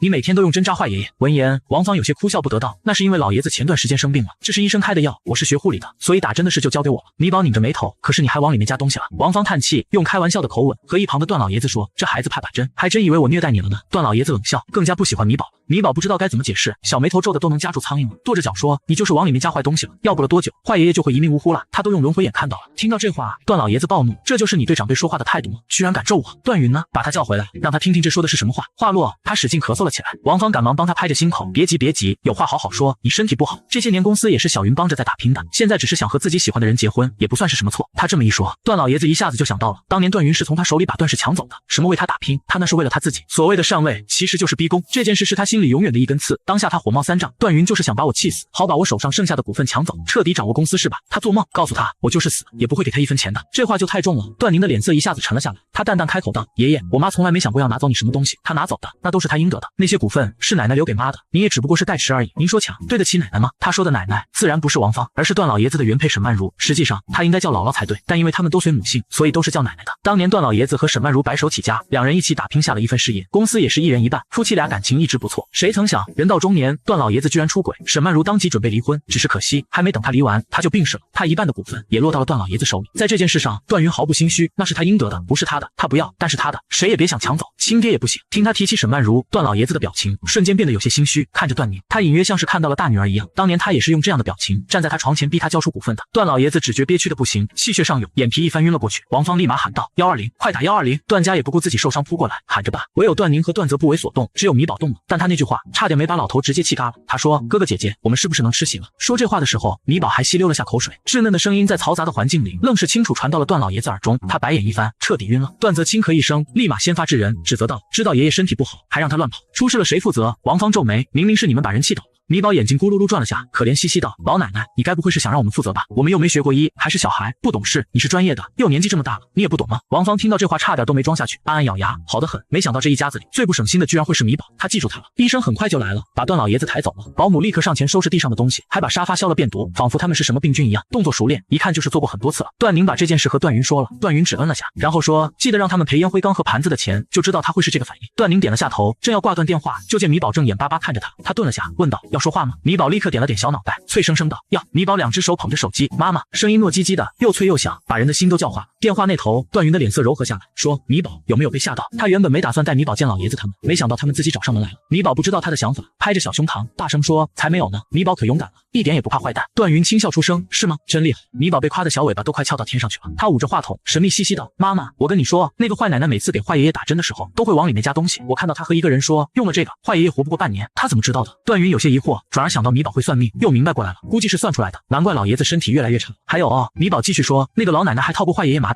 什么？段云没懂，这是什么时候的事情？米宝想了下，摇着小脑袋，不知道，我就看到好多人把坏爷爷围起来打，然后坏奶奶跑出来把他救了，但其实那伙人就是他花钱请来打。他这么一说，段云一下子就想起了一件事，段老爷子说过，有一次他被绑架，是王芳路过救的他，还为了救他受了伤，他给他钱，他拒绝了，说不管谁被打，他都会救人的。从此他就爱上了这个善良的姑娘，却没想到这场美救英雄，原来从始至终都是一场谋划。善良单纯，段云都要笑笑出来了，拳头却紧紧握住，所以他就是为了这么一个女人背叛他母亲的。米宝，这件事先别说出去，这么好玩的事必须要等他回去看热闹的时候才能说啊。段云的眼底一片寒霜，米宝立马捂住嘴，不说不说，他是个稳重的宝宝，一般都是动手不动口。还是一旁的顾谦听出了问题，说不能套麻袋啊，老头年纪大了，哪里经得住他一顿揍啊。米宝小脑袋一下子耷拉了下来，肉眼可见的失落，闷声道，知道了，就知道他打算套麻袋。顾谦捏了捏眉心，又反复叮嘱了几句。米宝苦着小脸，乖乖听了几分钟还是恼啊，呲着小米牙凶道，爸爸你别说话了，我要和妈妈说，没一句他爱听的。段云朝顾谦抛去一个得意的眼神，夹着嗓子说，米宝呀，妈妈。米宝的声音也一下子软了下来，母女俩抱着手机，那叫一个母慈女孝。段泽一会儿过来捏一下他的小揪揪，一会儿戳一下他的脸，见米宝都专注的在和段云说话，理都不理他一下，不由冷哼一声，喜新厌旧的家伙。他黑着脸又看米宝聊了1个多小时，终于依依不舍的挂断电话。米宝抱着杯子咕嘟咕嘟灌了一杯水，抱住段宁说，姐姐我要洗澡走。好，段宁牵着他回了房间，再没出来过。段泽他这么大个活人就愣是看不见呗，呵，有的小孩前脚哥哥长哥哥短，后脚就对他视而不见了，臭米宝。他憋着一口气上楼，辗转反侧，越想越气，好不容易刚有了睡意就被人给推醒了。哥哥，米宝凑到他耳边小声叫他，一听这语气，段泽顿时一个机灵，一下子就坐了起来，下意识道，你又要套麻袋。米宝使劲点着小脑袋，小胖爪朝他勾了勾，走呀走呀。段泽疑惑道，你不是答应你爸不套麻袋了吗？米宝理直气壮道，我是不套坏爷爷麻袋，没说不套坏奶奶呀。好有道理，想起老绿茶，段泽没有1秒犹豫，立马说，走，我跟你说，老绿茶以前没少欺负妈，你可得好好收拾他不可。米宝的小拳头一下子就握了起来，表情凝重地点了点小脑袋，敢欺负他妈妈，找揍。米宝打开鬼门，拉着段泽就进去了。鬼门的另一端通的是医院，段家刚包扎好伤口，只能趴在床上睡，嘴上骂骂咧咧道，贱人，小野种，敢推我，看我怎么收拾你。一听就是在骂米宝，他丝毫不知道米宝这会儿正拿着麻袋站在他床尾，小短腿一蹬就爬到床上，从后面把麻袋往他头上一套，捂住嘴开揍，一边打一边在心里嘟囔，让你们欺负我妈妈，让你们给我妈妈吃剩饭，让你们关我妈妈小黑屋，居然还敢把奶奶留给妈妈的东西全扔了，打死你！呜呜！段家使劲挣扎着，奈何身上像是压了一座大山一样，丝毫动弹不得，也喊不出救命来。他一脸绝望。就在这时，忽然有人推门走了进来，佳佳，他眼睛一亮，妈，救我！然而下一秒，段泽已经眼疾手快的从米宝包里掏了个麻袋出来。王芳看到他一惊，话还没说完，段泽就用麻袋一把套住他，拳头也落在了他身上，来得正好，正想揍他呢。米宝回头看了一眼，冲他竖起了个大拇指，哥哥真厉害。他们一人一个把母女俩暴揍一顿，直到外面有脚步声传来，两人这才停了下来。米宝大摇大摆的打开鬼门走了进去，临走前还不忘把麻袋带走，下次打他们还用这个麻袋，他们还不配让他用新麻袋。哼哼，段泽！王芳疼的大吼一声，他看到了，就是他打了他，还有那个小野种。然而他抬头一看，房间里空无一人，人呢？你怎么在地上？康源走了过来，哎呦一声，赶忙把他扶了起来。你这是怎么了？王芳脸色很难看，床上的段家哭道，舅舅，我们这是被人打了。来的人正是王芳的表哥，靠着王芳的关系进了段氏，也是个部门经理。什么？康源眉头一下子就皱了起来，谁干的？段泽！王芳咬牙切齿道，和那个小野种，原来是他们，难怪了。段泽脾气最横，这种事像是他能干得出来的。段家气得不行，我要打死他！妈，你快让爸把他们赶出去！王芳不想吗？他从进段家门第一天就在想这事了，但没想到段云那么有本事，居然会从老头子手上把股份拿走。本以为他的几个儿子没有一个有经商头脑的，结果段宁来了，接了他的班，手腕和他一样强硬，一个臭丫头而已，凭什么掌管段氏？康源摸着下巴，我有个办法，能把段宁拉下台。说着，康源递给他一个文件。王芳看了眼，忽然笑了，好得很，天助我也！鬼门后，段泽耳朵贴在门口，把他们的对话听得一清二楚。听到这话，他拧着眉头道，他们想干什么？米宝眨了眨眼，哥哥你想知道？那我拿过来给哥哥看看。他怎么了？还没想完，段泽就看到米宝又跳了出去，小短腿一跳，抢走王芳手上的文件，回了鬼门。那哥哥，米宝献宝似的递给他。段泽，你这个拿，还真就是字面意义上的拿。此时，康源和王芳已经傻眼了，鬼门是正好开在墙上的，从他们的角度看去，米宝就像是从墙里钻出来的一样。鬼啊！几秒后，两人惊恐的大喊出声。段泽看着小鬼头，嘴角抽了抽，夹着米宝嗖的就跑了，就连路上的恶鬼他都看也不看一眼。来了，萌宝又来整活了。翌日，段宁一起来就看到一大一小站在他门口，他眼皮子跳了下，你们在这里做什么？段泽把文件递给他，诺，康源和王芳想拿这个对付你，这是什么？段宁接过，居然是他买他的股票清单。不对，这上面有几只他都没买，这几只都是夕阳产业了，买了就是赔钱，他不可能买的，这是怎么回事？他立刻打了个电话问助理，没想到助理听了，说道，段总，这就是您买的呀，我查过了，是用您的电脑买的，您是不是忘了？不可能。段宁说，如果是我买的，我不会忘记。助理震惊道，不是您买的，那是谁买的？对啊，谁买的？这时米宝忽然扯了扯他的袖子，拍着小胸膛骄傲道，姐姐，是我买的。段宁一噎，低头看着小矮墩，素来冷静的面容此刻也有些绷不住了，惊讶道，你买的？米宝使劲点了下小脑袋，眼睛亮晶晶的，对啊，就是第一次见姐姐那天，姐姐的电脑一直在响，我就去看了下，上面有好多花花绿绿的东西，我就点了下呀。他一开始也不知道是股票来着，还是昨天段泽拿回文件后拿出手机查股票，他才知道这个词的。他买的可都是能来钱的，金光可足了。米宝仰着小脸，眼巴巴看着段宁，等夸夸。段宁有些傻眼，他阴谋论了一圈，甚至都在怀疑是不是那个鬼又发作，操控着他买了这几只股票，但他没想到这一切的罪魁祸首居然会是米宝。段泽也傻眼了，紧张道，是你买的？是不是谁指使你的？没有呀。米宝摇头，挺着小奶肚自信道，我自己就能算出来，用不着别人帮忙，他可厉害着呢。这下子段泽头上的汗都要出来了，完了，这几只股票都要跌停了，买的还多，我估计得赔好多钱了。段宁已经看到报表了，赔了1亿，他不是出不起，只是这样的失误难免会让人怀疑他的能力。康源和王芳想必就是想用这个做噱头把他赶出段氏。米宝后知后觉反应过来，看他们表情不对，他小心翼翼地问道，是我做错什么了吗？段宁看着他叹了口气，最后还是摇头，没事，不怪他，他也不懂，怪他自己也没注意。米宝还要说些什么，段宁的电话忽然响了起来，是段老爷子打来的，让他过去一趟，语气很严肃，一看就是要算账。段宁淡淡应了声好，挂断。米宝立马说：“姐姐，我也要去。”坏爷爷一听就是要找姐姐麻烦，他要保护她。段泽也去了，给他们撑场面。三人到的时候，王芳抬头看了他们一眼，嘴角微勾，他们要完了。段老爷子半躺在床上，脸色很是难看。看到段宁，他直接把手上的文件甩了过去，看你干的好事。他刚醒，就听到段宁买了几只要跌停的股票，气得差点又进手术室。他就知道一个小丫头片子哪里有什么本事，他们母女分明就是想把他的公司弄破产。段宁淡淡瞥了他一眼，认真建议道：“爷爷，您要不要先立遗嘱？不然您今天要是有什么事的话，您的财产可一分钱都不会留给他们。”说着，他的视线扫过王芳和段家，当然，就算是他立了遗嘱，他们也依旧拿不到一分钱。妈说过，段老爷子的钱他们不抢，但他要是想留给这对母女，那想也别想。听到这话，王芳眸光微闪，她有些不赞成的看着段宁，却不是为自己说话，而是说：“小宁，你这是怎么说话呢？你爷爷还好好的呢，立什么遗嘱啊？你这不是……”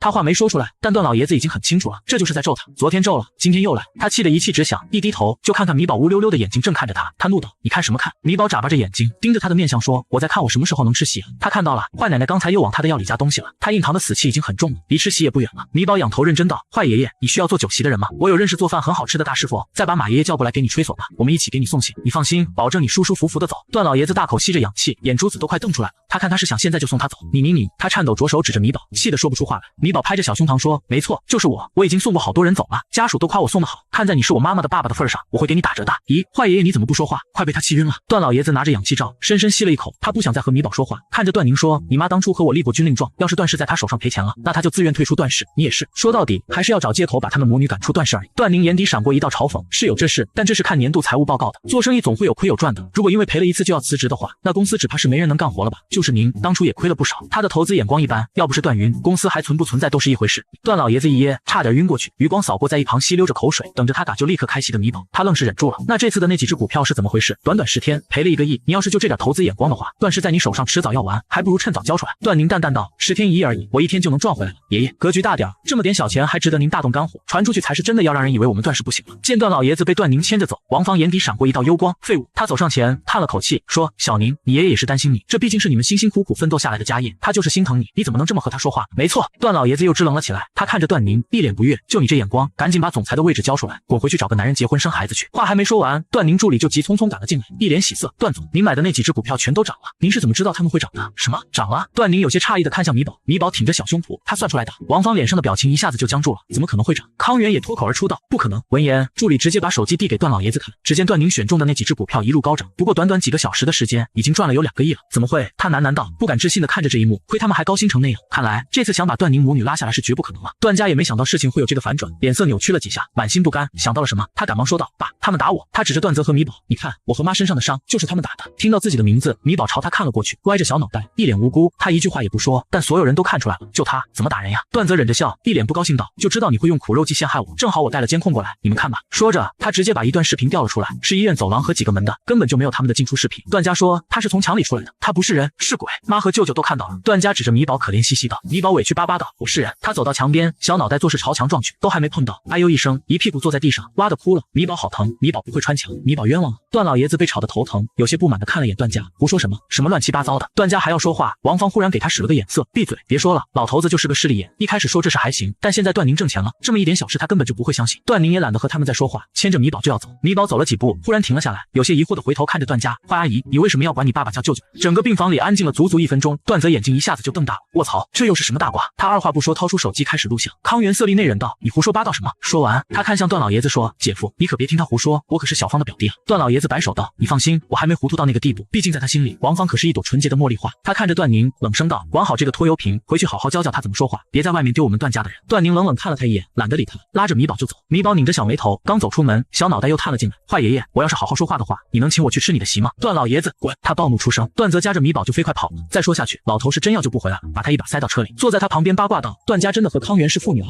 这可是惊天大瓜啊！康源是谁？米宝眨巴着眼睛疑惑道，就刚才病房里和王芳站一起的那个男的，他说他是王芳表弟。王芳米宝知道，就是那个坏奶奶。他拧着小眉头，茫然道，他们不是姐弟啊，是夫妻啊！卧槽，又来一个大瓜！段泽都快撑得吃不下了，眼睛却亮得跟灯泡一样。你怎么知道的？米宝指着眼睛说，看出来的呀。对了，米宝急忙看向段宁说，姐姐，那个给你下蛊的坏蛋和坏奶奶是一伙的，他看到他们2个在一起说话。什么蛊？段泽好奇道。段宁眯了眯眼，若有所思。从知道他是中了蛊之后，他就找了人去查程炳的资料，还去查了他的银行账户，没有任何异常，但流水没问题，也不代表其他的就没问题。如果程炳是王芳指使来的，也都说得通。他控制他，无非就是想得到他的钱。王芳也想要他手上的股份，婚姻是最好拿到他资产的途径，但程炳兵想合法拿到，最好的方式就是继承，继承的前提是他已经死了。不对，光他死还不行，他妈和段泽他们也有继承权，难道他还能让他们全家都死光了？虽然不可思议，但重赏之下必有勇夫。为了钱，死几个人算什么？他奶奶当年不也是离婚前夕出的车祸吗？对了，奶奶，段宁突然问道。米宝，我奶奶的死和王芳有没有关系？奶奶，米宝有些懵，我不知道，我没看到奶奶，还不能确定，但我从坏奶奶脸上看到了，她身上有一条很重的因果线，她害死过人，不是她亲自动手的。我还看到她跟一个人说过话，给他拿了钱，说要开车撞人什么的。闻言，段宁瞳孔一缩，他奶奶就是出车祸去世的。段泽也意识到了不对劲，赶忙问道，和他说话的人长什么样？米宝仔细回想了一下，他的轮回眼可以看到王芳做过的所有的事，只是这些事都是倍速播放的，不是每件事都能看清楚的。米宝回想了一下，想不起来了。他说，我能再看一眼那个坏奶奶吗？再用一次轮回眼就好了。只不过他今天为了看什么时候能吃席，已经对爷爷用过了。师傅说过，他一天只可以用一次，多用一次应该没问题吧？他这次会好好看他。为避免打草惊蛇，段泽提议道，还是走鬼门吧。什么鬼门？段宁疑惑道。段泽深深看了他一眼，勾唇一笑，带你见见世面。段宁心下疑惑，但查清奶奶的死因重要，就点了下头。他刚要推开车门，下一秒，米宝小手在空中一挥，拉着他的手就往前面的车座上撞去。小心！段宁下意识惊呼一声，然而什么也没碰到，眼前的景象也变了。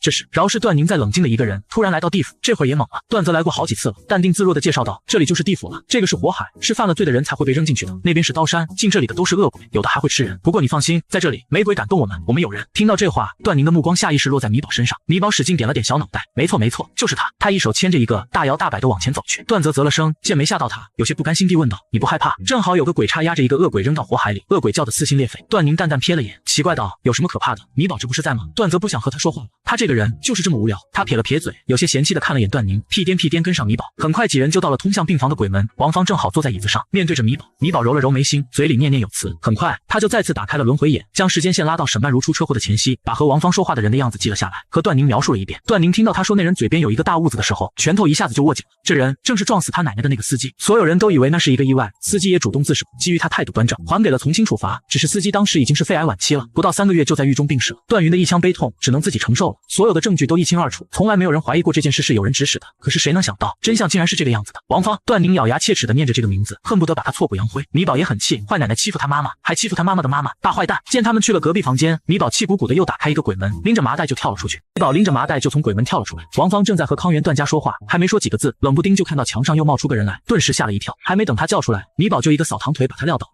康源和段家也没放过，顺便往他们身上贴了张定身符和晋升符，都不是好人，一起揍！米宝抡圆了小胖胳膊，板着肉嘟嘟的小脸，整个人散发着小恶魔的气息。段宁正要说话，段泽就拉着他也从鬼门出来了，一人一个，来吧！说完，他就朝康源走了过去，一拳头打了上去，给他爷爷戴绿帽子。他打几下也是帮爷爷出气了，看他多孝顺，一大一小都在忙着揍人，只有段宁还在那里站着。但他也不是眼里没活的人，顿了下，就在段家惊恐的目光下，抬手一巴掌甩在他脸上。他小时候可没少和他那老绿茶妈打配合欺负他妈，还骂米宝，这张嘴实在是太臭了。他冷着脸，手上的劲缺一点都不小，段家的脸都被打肿了，几人疼得撕心裂肺，跑也跑不了，叫也叫不出，心里被浓浓的绝望笼罩着。好在米宝他们也没有要把人真打死的想法，打了10分钟就停手了。米宝把符和麻袋都拿走了，爸爸教过他的，不能留证据，没了晋升符，几人立马就叫了起来。属王芳叫的最凶，段宁瞥了他一眼，又来了，一点小伤就叫成这个样子。米宝这么小，打他能用多大点劲？正想着，就见王芳吐出一口血来，血里还带着一颗牙。米宝无辜的看着他，就说他年纪大了，看牙都松了吧。当着他们的面，米宝又一手拉着一个从鬼门走了。段家强撑着掏出手机想录像，然而刚打开相机，画面里忽然出现了一张龇牙咧嘴的脸，吓得他尖叫一声，眼皮一翻晕了过去。米宝小胖爪抓着恶鬼的腿，就把他拉了回来，把他交给鬼差。鬼差感激的看了他一眼，谢谢米宝，要让他跑了我们可就捅娄子。米宝背着手说，不客气的，他跑了也可以找我帮你们抓。鬼差一下子就笑了，到时候肯定找你，米宝找人最厉害。米宝蹦蹦哒哒往前走了2步，又停了下来，扭头看向站在原地没动的段宁，疑惑道，姐姐怎么了？还怎么了？他刚才是在跟谁说话？段宁一脸惊奇，知道他会算命是一回事，能开鬼门又是另一回事。不光这样，他还和鬼差说话。天哪，他到底是怎么做到的？这一晚上的震惊实在太多，他还在消化，脑海中只有一个想法，米宝其实是个超级大佬。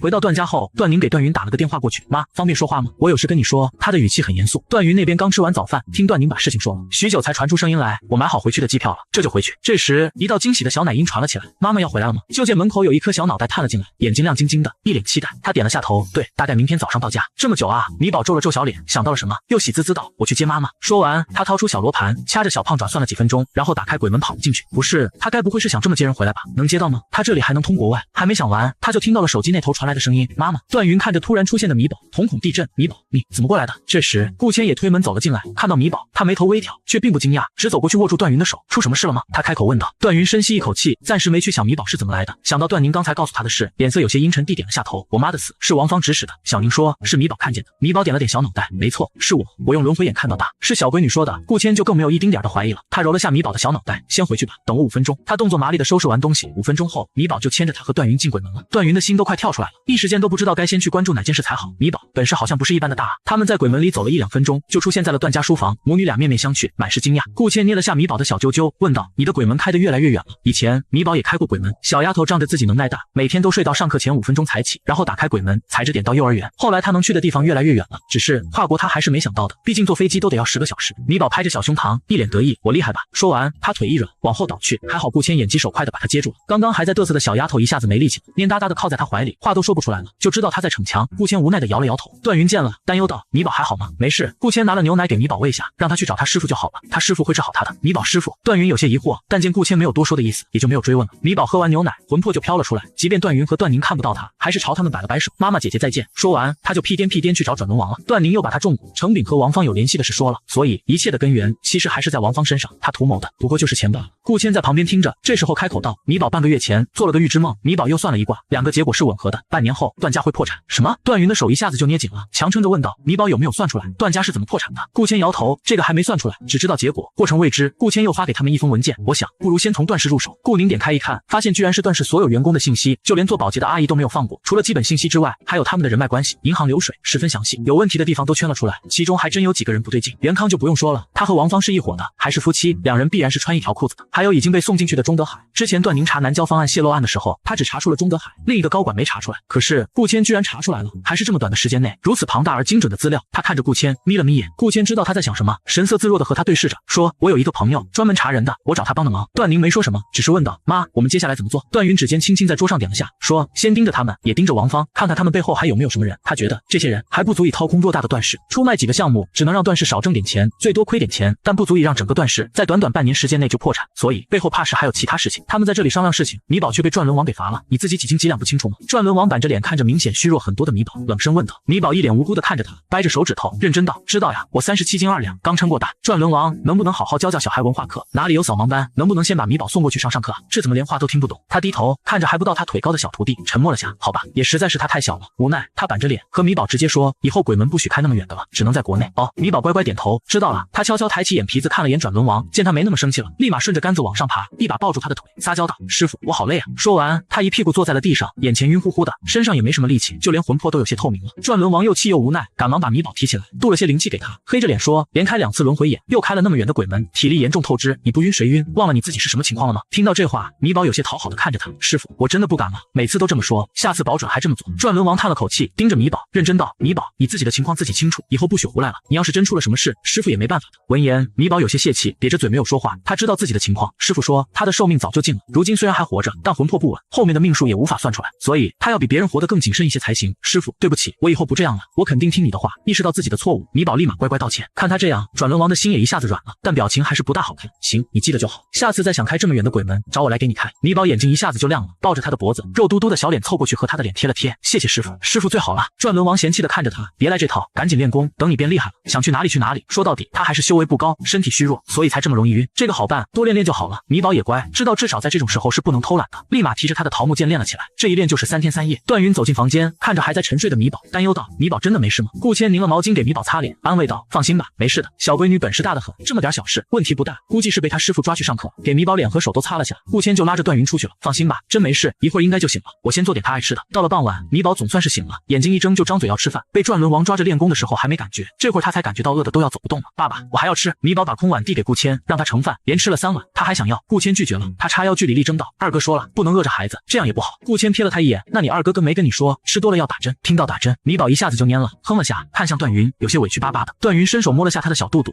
饱了，确实不能再吃了。他摸着米宝的小脑袋，转移话题：“要不要听故事？”要。米宝就立马点头，被他忽悠下了饭桌，屁颠屁颠跟去了客厅。他一走，桌上一下子就安静了下来。段泽放下碗，看了眼顾谦，眼睛不是眼睛，鼻子不是鼻子的，很不顺眼，哼了声就走了。小丫头再可爱，也掩盖不了他爸是个软饭男的事实。段宁没有段泽那么没情商，他冲他微微颔首，想到了什么，问道：“顾叔，你要不要来公司上班？我可以给你安排个岗位。”顾谦摇头拒绝了：“不用，我有工作。”他那个保安工作吗？段宁并没有什么职业歧视，只是觉得保安前景有限，但他也不是喜欢强迫别人的人。见他拒绝，也就没说什么。翌日，他们一起去医院看段老爷子。米宝本来不想去医院的，但又想到之前看到的，跑过去拉住段云的手，仰着小脑袋认真道：“妈妈，我保护你，肯定不会让坏奶奶欺负你的。”小姑娘捏着拳头，一副要为他出头的模样，看得段云心里暖暖的。看到段云的那一刻，王芳愣了下，下一秒她笑着迎了上来：“小云回来了，怎么不说一声，我们也好去机场接你啊？”段云扫了她一眼，目光淡淡，带着几分冷意，勾了勾嘴角：“我回来还要跟你说。”米宝听到王芳的话，又想到了自己还要保护妈妈的，瞬间支棱起来，看了他一眼就说：“妈妈再不回来，等你给坏爷爷下完毒，都赶不上吃席了。”来了来了，萌宝又来整活了。段老爷子一睁开眼就听到这话，差点直接气升天，就跟个小阎王一样，一开口就要他命啊！他冲段云说：“让他走，赶紧让他出去。”段云非但没听，还拿了个椅子过来，抱着米宝坐在他的床前，让他看得一清二楚。他扫过床头柜上的检查报告，随手拿了起来，看到上面的内容时，微微挑眉。亲子鉴定书上面鉴定的是段老爷子和段家的亲子关系，显示两人的确是亲父女。他嗤笑一声，他主动做的吧？的确是。昨天他们走后，王芳始终觉得心里不踏实。虽然段老爷子没有怀疑他，但他为了自证清白，专门做了一份亲自鉴定，顺便上眼药，想趁着段老爷子对段云印象最差的时候哄他把遗嘱立了。没想到他居然回来了。段云直接把第一检测报告往垃圾桶里一扔，说：“既然测了，那就再测一次吧。”说完，他拍了下手，立刻就有2个护士走了进来。王芳瞳孔微缩，刚要说话，米宝就跳出去对着他就是一麻袋，啪叽往他身上贴了张晋升符，闭嘴吧你！他眼巴巴看向段云，求夸夸。段云扬起嘴角，冲小姑娘勾了勾手指头，又把她抱着放在腿上。段家看着这一幕，指着米宝就说：“看，昨天就是他打的我。”段云眼皮都不抬一下，昨天打的，那今天还没打啊？一会儿补上。好，米宝立刻挥舞了下小拳头，跃跃欲试。段云抬手裹住米宝的小肉拳，低声道：“乖，你不动手啊，这么脏的活有的是人干，哪里用得着他？”段家吓得不敢说话了，护士不由分说的抽了段老爷子和段家一人一管血，段云还专门找的实习生，一人挨3针，一人挨5针，这才成功。段老爷子被气得说不出话来，手指颤抖的指着段云，怒目而视：“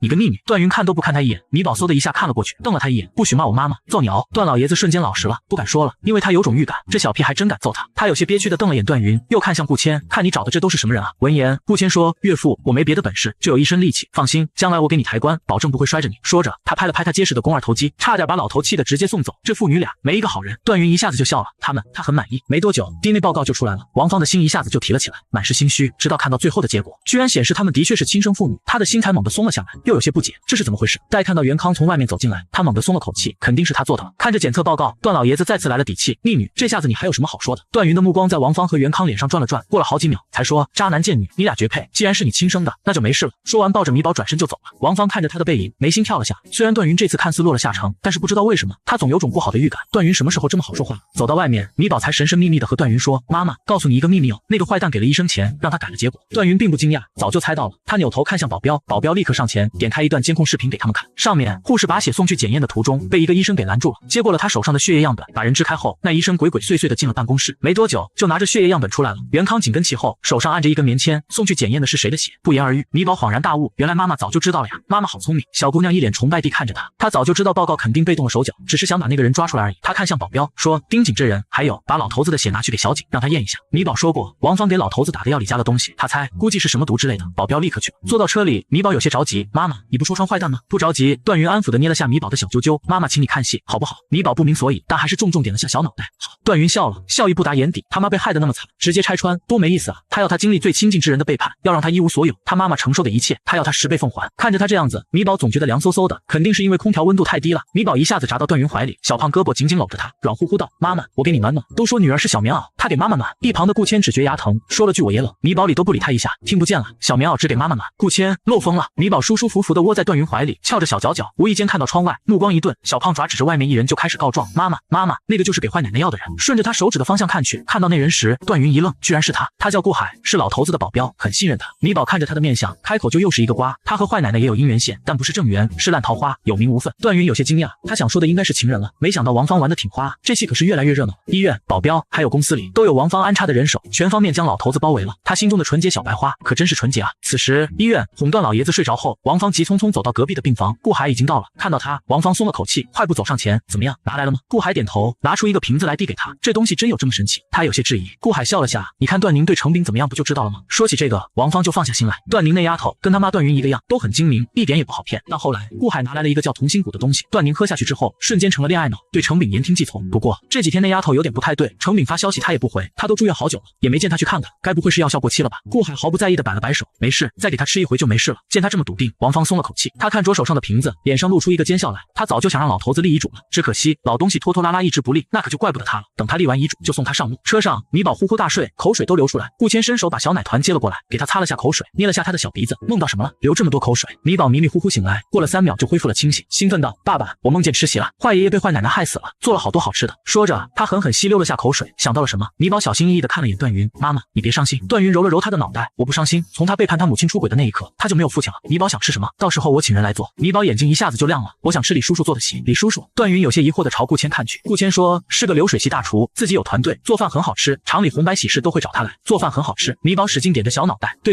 李叔叔做饭天下第一，比饭店里的菜都好吃，他的口水都快止不住了。段云说好，到时候就请李大厨来，老头子都没了，那做主的人还不是他吗？还有王芳。段云眯了眯眼，低头发了个消息出去，让人盯紧王芳，把他的一举一动全都拍下来。一旁顾谦看了眼他的动作，没说什么，看来云云对老头子是真没感情了，那事情就好办多了。两个大人想着大事，中间的小奶团只想着吃席。刚一回家，米宝就扒拉着他的电话手表，打通了李大厨的电话，和他约时间。这一晚上，米宝梦里全是大猪蹄，他抱着啃了个欢，高兴的打了个滚，啪叽一下滚下了床，一下子摔醒了，大猪蹄也飞了。米宝猛了下，过了几秒反应过来，从地上爬起来，擦了擦嘴角的口水，没事，很快就能吃到了，他等得起。吃完早饭，米宝果断扔下段泽，抱住段宁的大腿，软乎乎撒着娇，姐姐。段宁看着腿上的小挂件，顿了下，说会很无聊。米宝使劲摇头，不无聊不无聊，能看到姐姐就很开心了，他要看着姐姐，防止那个大坏蛋找上他。段宁不知道他心里的想法，只当米宝黏他。他扫了眼生闷气的段泽，嘴角勾了勾，那走吧。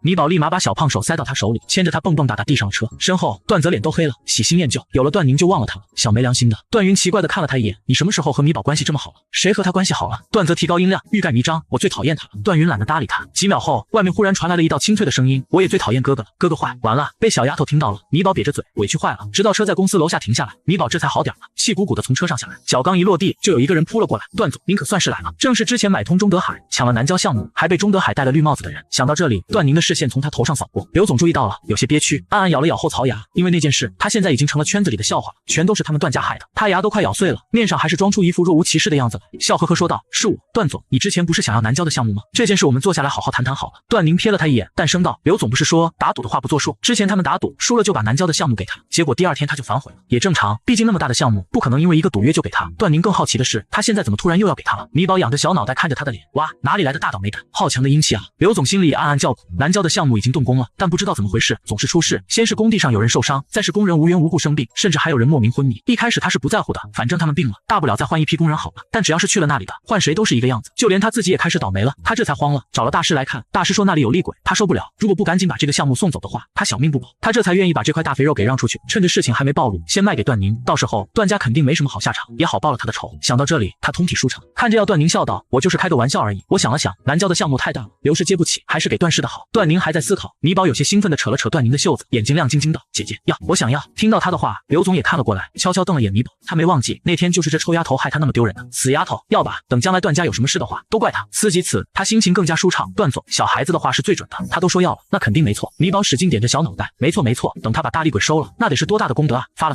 米宝高兴的眼睛都弯成了小月牙，大声道：“叔叔，你是大好人。”刘总觉得哪里不大对劲，但还是笑呵呵道：“那可不，叔叔这人就是实诚，笑吧。”马上他就要笑不出来了。段宁若有所思，他知道肯定是南郊的项目出了什么问题，不然他不可能把这块大肥肉给他的。他立刻让人去查了，才过1分钟，一封邮件就来了，点开一看，就全明白了。这些问题看上去有些像是风水问题。他拉着米宝走到隔壁房间，悄悄问他：“米宝，你知道那个项目有什么事吗？”米宝使劲点着小脑袋，知道呀，那里有大厉鬼，这个好叔叔也沾染上了阴气，是个倒霉蛋。他哪里是好叔叔，他那是想害他。段宁默默在心里说道。他奇怪道：“你既然看出来了，为什么还要我要这个项目？”米宝茫然道：“为什么不要？大厉鬼我能对付呀，而且姐姐会赚很多钱的。他看到了，他身上的金光浓的流油都是钱啊。”段宁心下了然，你真能对付得了那厉鬼？他视线从米宝的身上掠过，一个小矮墩打厉鬼，他怎么那么不相信呢？米宝挥舞着小肉拳，自信满满：“我可以的。”见状，段宁也不再犹豫，大不了他到时候再找别的厉害的大师好了。但他面上不显，只把这封邮件的内容打印出来，甩在刘总面前，不爽道：“刘总你也太不厚道了，出了这么大的事，你现在要把这项目卖给我，当我是冤大头吗？”看到纸上的东西，刘总也是一惊，他明明已经把消息封住了，为什么他还是知道了？该死的！他赶忙说那都是谣言，段宁却坚持不要。米宝在一旁有些着急，但见他递给他一个眼神，只能按捺下来。最后经过一番拉扯，段宁以中标价1半的价格接下了这个项目，这还是刘总主动求着的，他勉强接下而已。短短半个月时间，刘总亏了1半的钱出去，气得嘴都歪了。但想到段氏很快就要倒霉了，他就又开心了起来，以最快的速度让法务将合同走完。等人一走，米宝就激动地拉着段宁：“姐姐，我们快走吧。师傅说功德越多，他的魂魄就越稳，他以后再也不骂那个叔叔是坏蛋了，这分明就是大善人啊！”段宁拗不过他，只好跟他去了。一到那里，他就感觉一阵冷风起来。米宝歪头看着他：“姐姐，你要看看那个大厉鬼吗？”段宁想了下，问道：“大厉鬼长什么样？恐怖吗？”米宝看了眼，摇头：“不恐怖呀，也就是头发披在前面，看不见脸，一身白衣，指甲半米长而已了。”段宁不知道他心里想的，随意点了下头：“那看看吧。”来都来了，米宝立刻又给了他一张天眼符。恰好此时一阵阴风吹过，吹起头发，露出一张煞白的面容，眼下还挂着2条血泪。对上他的视线，女鬼勾唇一笑，血又从嘴角流了出来。段宁呼吸吸一滞，瞳孔一缩，你管这叫不恐怖？米宝不仅能掐会算，遇到大坏蛋也不含糊，必须给他套麻袋，还得是最丑的。这时女鬼盯着段宁，似乎格外满意。突然她伸长了手，身形飘起，嗖的一下就朝段宁飞了过去。鲜红的指甲眼看着就要搭在段宁脖子上了，头忽然往后一仰，痛呼一声，一扭头就见米宝抓着她的头发，认真道：“不可以欺负我姐姐。”女鬼低吼一声：“好，不欺负她，欺负你。”说着调转方向，又朝米宝飞了过来，动作极快，几乎快成了一道残影。段宁瞪大眼睛，米宝小心2个字还没说出来，就见米宝的小胳膊使劲一挥，女鬼就被抛了出去，砸在墙上，抠都抠不下来。米宝眨了眨眼，歪着脑袋看向段宁：“姐姐，我在呢。”段宁咽了口水，默默看了眼米宝的小短胳膊，沉默了下来。他好像小看他了。女鬼也意识到了这一点，她警惕地看着米宝，想了想，一溜烟跑了。见状，米宝提着桃木剑就追了过去，顺便和段宁说：“姐姐，你等我一下哦，不要乱跑，我一会儿就回来。”别人看不见，米宝却能清清楚楚地看见，远处地基空地中居然有一个水井，里面有黑雾不断溢出，好重的怨气，难怪这里的工人全都出事了，正常人待在这里根本就受不了。米宝的小眉头拧了拧，拿出一张符来，小胖爪灵活地结了一个手印，口中默念咒语，将符纸往井里一扔，轻喝一声，嚯，砰的一声，井口忽然炸开了花，女鬼也被炸了出来。她盯着米宝，眼神阴狠，为什么要逼我？她周身煞气骤然增长数倍，声音阴狠道：“这是你自找的。”她一下子朝米宝扑了过来，速度居然比刚才还要更快。米宝却一点也不慌，提着桃木剑就朝他刺了过去，同时黑雾笼罩了整个的身体。段宁站在不远处看着，手一下子就握紧了，早知道就不该带米宝来的，不过就是少赚点钱而已，靠别的项目照样能赚回来。但米宝要是今天有什么事的话，他怎么交代啊？就在这时，女鬼忽然尖叫一声，倒在地上，黑雾霎时间散去。米宝稳稳抓着桃木剑，直指女鬼，朝着女鬼走了过去，气息都没乱一下，不足1米的身形，此时却莫名有种2.8米的气场。女鬼一脸惊恐地看着他，下意识往后退去，眼看着米宝就要刺中他喉咙的时候，井里忽然飞出来一个小身影，不许欺负我妈妈！小鱼！女鬼惊呼一声，一脸惊恐。米宝手上的符刚要扔出去，看到是个小鬼，想了下，又换了一张，吧唧贴在了他脑门上。小鬼立马动不了了，定在原地。他眼珠子转了转，发现自己还是动不了，瞬间慌了。女鬼也吓得不行，立刻上前将小鬼抱在怀里，跪在地上一个劲儿的求米宝：“求求你了，别杀他！你要杀就杀我好了。”闻言，米宝吓了一跳，赶忙把他扶了起来：“阿姨，你别害怕。”说着从包包里掏出一张符递给他：“你别怕，这是消除你身上煞气，不然再这么下去，你就真的投不了胎了。”见女鬼还是一脸警惕地看着他，米宝看向他怀里的小鬼：“你不希望小姐姐也不能投胎吧？”提到孩子，女鬼脸上的表情明显松动了许多。米宝眼疾手快地给了他们2个一人一张符，他们身上的煞气瞬间就散去了不少，露出了原本的面容，长得还挺好看的，大的清秀，小的乖巧。段宁走了过来，看到他们，有些诧异道：“是你们？”女鬼看去有些疑惑道：“你认识我？”他不记得有见过他。段宁点了下头：“我在新闻里看到过你，你叫宋燕是不是？10年前你家里失火，你和孩子在家里被烧死了，你丈夫痛不欲生，还给你做了一口井，上面写着你们的名字，用来怀念你们。”说着，段宁的视线落在了一旁的井上，上面果然写着2个字，一个是燕，一个是鱼。米宝也看了过去，小眉头拧了起来，疑惑道：“可是这是八卦镇魂井啊，会镇压魂魄，让魂魄无法投胎的呀。”听到这话，宋燕脸色扭曲，悲愤道：“那把火就是他们放的。”她抱着怀里的女儿，眼泪一下子就流了下来。小鱼看着她，小手轻轻拍着她的背，无声哄着她。见状，宋燕哭得更厉害了。米宝和段宁对视一眼，问她：“姐姐，你有她丈夫的照片吗？”段宁点头，拿出手机搜了下，她丈夫叫薛震，当年的事上过热搜，如今他也在直播带货，热度很高，很容易就找到了他的照片。米宝看着他的面相，笃定道：“就是他害死阿姨和小姐姐的，他的身上有血煞之气，这是杀过人身上才有的。”视频里，薛震抱着烧成炭的妻女痛不欲生，哭得撕心裂肺，就是这一幕打动了无数人的心。视频里还说，他因为思念妻女，至今没有再娶，但他的子女宫显示，他分明还有2个孩子，他每年都会来祭奠他们。但米宝看得一清二楚，他那哪里是祭奠，明明是在给这镇魂井增加封印。看着他冠冕堂皇的给说着思念妻女的话，米宝的小拳头一下子就握紧了。大坏蛋，我要套他麻袋，套最丑的麻袋！米宝都快气炸了，背后仿佛燃烧着熊熊火焰，要把薛震烧死一样。见他气成这样，宋燕愣了下，心里总算是放下了对他的戒备。米宝看着他，拍着小胸膛，气势汹汹道：“阿姨，小姐姐，你们别怕，跟我走吧，我这就替你们教训渣男。”宋燕却摇了下头说：“我离不开这里，镇魂井将他们母女俩困在这里，根本就离不开，他的行动范围也就只有这井边方圆500米而已。”米宝看了眼镇魂井，越看越生气，都是害人的东西。他凑过去转了一圈，心下了然，就是阵法而已，看我的。说着，他让他们退后，自己则是走到一处，手上抓着桃木剑，狠狠刺了下去。砰的一下，水井使劲震了一下，不过眨眼的功夫就塌了。不知道是不是错觉，段宁觉得周遭的温度都没刚才那么低了。米宝轻哼一声，小胖爪一挥，霸气道：“走！”宋燕抱着孩子跟在他后面，到达他平时能到的最远范围时，他试探地探出脚往前多走了一步，瞬间眼睛一亮，能走，不会再像平时那样被井吸回去了。他有些惊奇地看了眼米宝，没想到他这么小，居然这么厉害。此时，薛震也接到了一个电话，镇魂井的阵法被破了，你好自为之。什么？薛震眼睛一下子就瞪大了，这是怎么回事？谁破的？你不是说没人能破得了吗？对面的人脸色也很差，擦了下嘴边的血迹，阵法被破，他也遭到了反噬。此时听到薛震的质问，他的脸一下子就拉了下来。谁破的阵法我会去查，你先看好你自己吧。这么多年，那对母女投不了胎，怨气深重，他们出来了，一定会找你报仇的。说完直接挂断了电话。喂！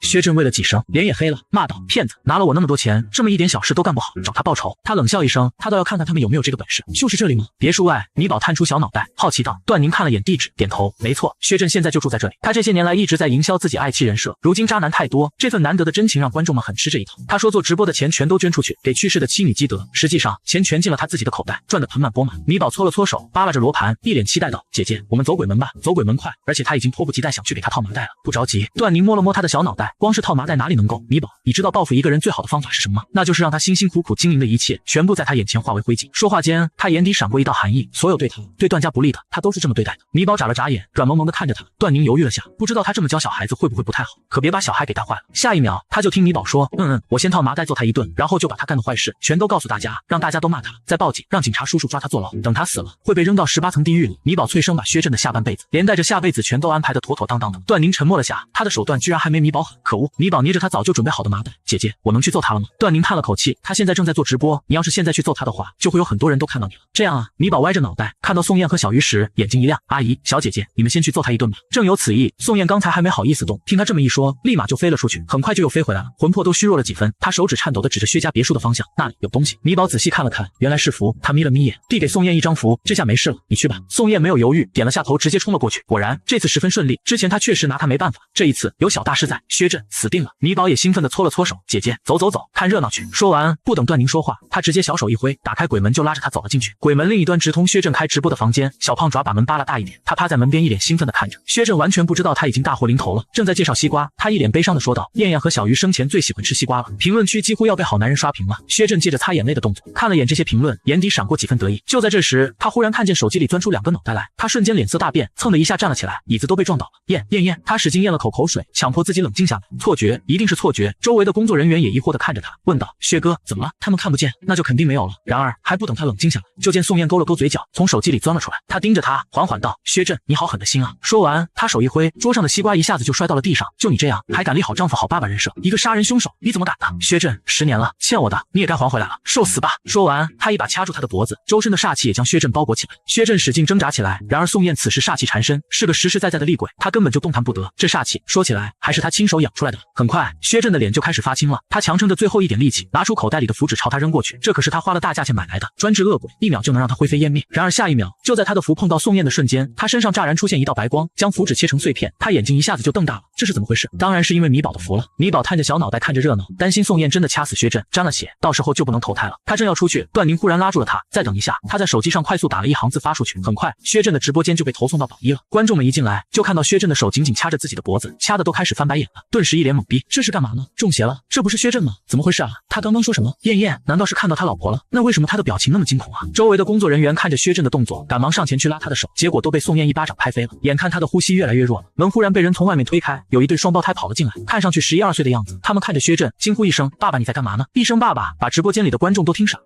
他女儿不都死了吗？哪来的孩子？难道是领养的？2个孩子就出现在了视线中，和薛震8分像的长相，俨然已经说明了一切。他居然真的有孩子，看着还都11、12岁了。那时候宋燕可还没死呢，那他所谓的好丈夫、好爸爸又算什么？工作人员也慌了，立马去关直播。然而不管他怎么点，直播都无法关闭。段宁看向米宝，去吧。米宝二话不说，提着麻袋就跳了出去，一把套在薛震脑袋上，小拳头咣咣咣就砸了上去。宋燕在他出现的那一刻手就松开了。薛震好不容易呼吸到空气，还没来得及松口气，身上就传来了痛意，疼得他差点见阎王。整个房间里都是他的惨叫声。米宝一边打一边气呼呼的骂：“打你个大坏蛋，让你说谎，让你害人，你明明就有2个孩子，还骗人说你没有。”助理听到这话，眼皮子一跳，立马上前呵斥米宝：“哪来的小孩？胡说八道什么？这根本就不是我们薛总的孩子，这是他侄子。”米宝听到这话，歪着脑袋看向他，盯着他看了几秒，语出惊人：“他们2个就是你和大坏蛋生的呀？”什么？网友再次炸锅，这个助理可是薛震最器重的助理，10年前在他家当保姆的，一直陪着他打拼，2人对外也只是同事而已。如今白天是同事，晚上当夫妻，他嘴里到底还有什么是真的？米宝眨了眨眼，开口又爆了个大瓜：“那把火是你们一起放的。”听到这话，助理一下子就笑了，他挽起袖子，露出胳膊上的烧伤来，说：“这是我当初救燕燕和小鱼的时候留下的，只可惜我还是没把人救出来。”说着，他愧疚地低下了头，眼底却闪过几分得意。他们这么多年都没被人发现，不就是因为当初戏演的真吗？他为救雇主拼死进火场，薛震为妻单身，多好的人设啊！一个小屁孩而已，根本就造不成任何的影响。然而，米宝掐着小胖爪算了下，忽然指向一个方向：“我还有证据。”来了，萌宝终于更新了。话音刚落，米宝就拿起助理的手机，小胖爪在上面点点点，很快他就打开了一个隐藏软件，但是加密的，打不开。见状，助理悄悄松了口气，还好他设了密码。米宝摸着肉乎乎的下巴想了想，忽然眼睛一亮，他手指掐诀，打开了轮回眼，盯着助理。不知道为什么，助理忽然有种灵魂都被看透的感觉。米宝从他的过往中很轻易就找到了小胖爪在手机上画了个图案，画面一转，密码正确。助理不敢置信的瞪大眼睛，他怎么会知道的？不行，绝对不能继续下去了。他一把冲过来，想抢走手机，然而米宝的动作更快，轻轻往旁边一挪，他扑了个空，摔了个狗吃屎。米宝眨巴着眼睛，无辜的看着他：“阿姨，你干嘛？”拍拍屁股，把手机递给段宁。段宁接过，翻看了一下，里面居然全是他们一家4口的记录，有照片，有视频，甚至还有一段段音频，点开录音，你到底什么时候跟他离婚啊？孩子都2岁了，没名没分的跟着你算怎么回事啊？你再等等，离婚简单，但想要挣钱难啊。与其简单离了婚，不如拿挣点钱，这样我们制造一场火灾，然后让物业赔钱，我再找几个记者宣传，现在流量就是钱啊，就能变现，到时候我们就能幸福的在一起了。这声音分明就是薛震和助理的。薛震不敢置信的看向助理，你录音？助理眼神闪躲，他那不是担心薛震出尔反尔，到时候也有个证据能拿捏他吗？谁能想到，居然反倒害了自己，贱人！薛震大吼一声，朝助理就扑了过来，两人很快就扭打起来，互相揭底。那把火是你放的，你才是杀人凶手！放屁，主意都是你出的，你别想全推到我身上，要不是你勾引我，我怎么可能会这么做？米宝在旁边看着他们打架，手也有点痒痒，见他们打半天也就揪头发，急了，小胖抓一挥，掏出2个麻袋来套在他们头上。阿姨，小姐姐，咱们上。宋燕也早就被这对渣男贱女气得不行了，二话不说就暴揍起来，直到警察来了，他们这才松开。薛震和助理疼得直叫。警察了解了事情的经过，一脸厌恶地看着他们。行了，就个小孩子，能有多大力气啊？米宝使劲点着小脑袋，没错，他还是个宝宝呢，力气可小了。正想着，2个小孩突然拿了个手机重重砸向他，米宝小手一抬就接住了，微微用力一捏，手机碎成了2半。薛震头皮一麻，警察同志，快抓我走吧，我杀人了，我全都交代，再不走，他怕下一个碎的就是他的头了。他供认不讳，再加上种种证据，案子很快就结了。薛震人设彻底崩塌，全网都在骂他，这下子他人、钱、名声都彻底没了。台阶上，米宝晃了晃小短腿，看了眼宋燕说：“阿姨，小姐姐，你们身上的怨气都消失了，我送你们去投胎吧，可以吗？”宋燕有些惊讶，我之前看到有鬼差在水井边走过，但他们都没办法送我们去。米宝点着小脑袋，当然可以了。小胖爪在空中掐了个诀，默念咒语，没多久，2道白光就落在了宋燕和小鱼身上。米宝朝他们挥了挥手，这是地府的接引光，再见了，你们下辈子会过得很好的，谢谢。宋燕感激地看着米宝，由衷道。话落，就有一道金光落在了米宝身上，是功德光，他眼睛一下子就亮了，乌溜溜的眼睛一下子就弯了起来。不客气的。段宁惊奇地看着这一幕，即便早就知道米宝有本事了，但他每次出手都还是能震惊到他。但段宁并没有惊讶太久，那南郊的项目就没事了。米宝重重点着头，没事了，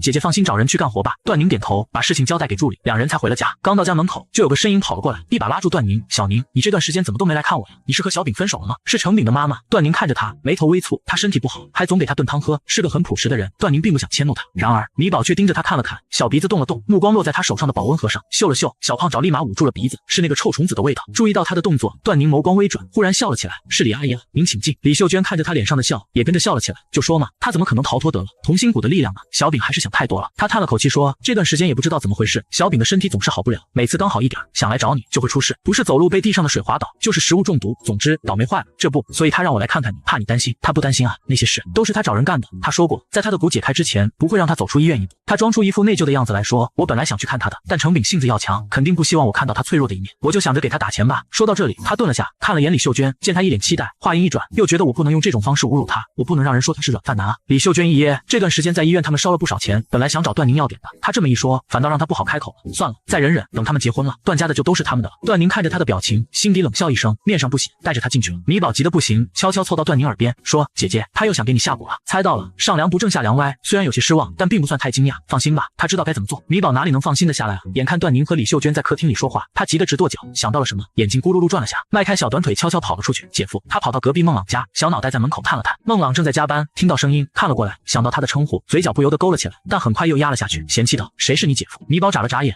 较早了，你和我姐姐的姻缘线很容易断，你也不一定能成为我姐夫。哥哥，需要我帮你把它剪断吗？孟朗眼皮子一跳，立马握住他的手，轻咳一声：“嗨，这就不用了。”小鬼灵精，他不大自在的移开视线，来找我有什么事？对了，姐姐。米宝赶忙拉着他就往外走，坏蛋的妈妈又来给姐姐喂虫子了。什么虫子？米宝解释了一遍。孟朗的嘴角再次扬了起来，他就说：“段小宁不像是恋爱脑，原来是因为中了。”两人很快回到段家，看到他，段宁眉头一下子就皱了起来：“你怎么来了？”虽然看着很嫌弃，但语气中的熟人也是显而易见的。李秀娟立刻看向孟朗，眼神中多了几分戒备，看穿着打扮，一看就很有钱，这一点他们家比不上。想着，他赶忙再次催促段宁喝汤。段宁正想找借口拒绝，孟朗忽然上前接过，说：“也不能直接抱着盒子喝啊，我去倒碗里喝。”说着就拿着保温盒进了厨房。米宝屁颠跟了过去：“哥哥，你打算怎么做呀？他怎么这么听话？不让他叫姐夫，他就真不叫了。”他轻哼一声：“我打算来个偷梁换柱。”偷梁换柱？米宝板着小脸，认真道：“哥哥，偷东西不好。”孟朗一脸无语：“多看点书吧。”米宝气鼓鼓的跺了下脚，抱着小胖胳膊哼了声，又笑话他。孟朗捏了下他的小揪揪，指尖点了点，问米宝：“你说里面有虫子，我怎么没看见？看我的！”米宝掏出一张符来，默念咒语，随后扔到汤里，很快里面就有一个东西翻滚了起来，居然真的有虫子。孟朗眼疾手快的拿着筷子夹了出来，扔到一杯水里，虫子一碰水，立刻就消失不见了。真有意思啊，这虫子还有用吗？米宝点头，有的呀，我还没学会怎么消灭它，那就行了。他意味深长的笑了起来。很快，孟朗就端着2碗鸡汤出来了，一碗递给段宁，一碗递给李秀娟。阿姨，您这么大老远来，也喝点吧。李秀娟连连摇头，我不喝，都给小宁喝吧，她上班太辛苦了。那你喝吧。孟朗把汤又推到了段宁跟前，段宁看了他一眼，又看向米宝，米宝悄悄朝他眨了下眼，姐姐，喝吧。这下子段宁放心喝了下去，好喝。李秀娟脸上的笑容更大了，好喝就行，明天还给你送。这时米宝给他端来了一杯水，奶奶喝水。李秀娟没有再推辞，咕嘟咕嘟就全喝完了。又聊了几句，段宁就把他打发走了。等门一关，他扭头看着一大一笑，你们做了什么？米宝小胖爪一指，毫不犹豫地把梦狼给卖了。哥哥把里面的虫子弄出来，喂给坏蛋的妈妈喝了。段宁把这话在脑子里转了3圈，这才反应过来，表情有些古怪。这个同心骨是程炳用来控制我，让我当他舔狗的。那米宝小机灵上线，脆生生的接话道，那坏蛋的妈妈就会一直黏着坏蛋了。可这是同心骨啊，用在情人之间的。段宁有些恶寒的打了个哆嗦，嫌弃的看着梦狼，亏你想得出来。梦狼耸了耸肩，谁让他们对你出手的？是他们先恶心的。哼了声，段小宁口味够重的啊，有虫子的水你都眼也不眨的就往下喝，厉害啊！这语气阴阳怪气的。段宁深吸一口气，气沉丹田，怒吼道：滚！米宝看着他们2个又变淡的姻缘线，不由捂住了眼。你就做吧，媳妇都要做没了。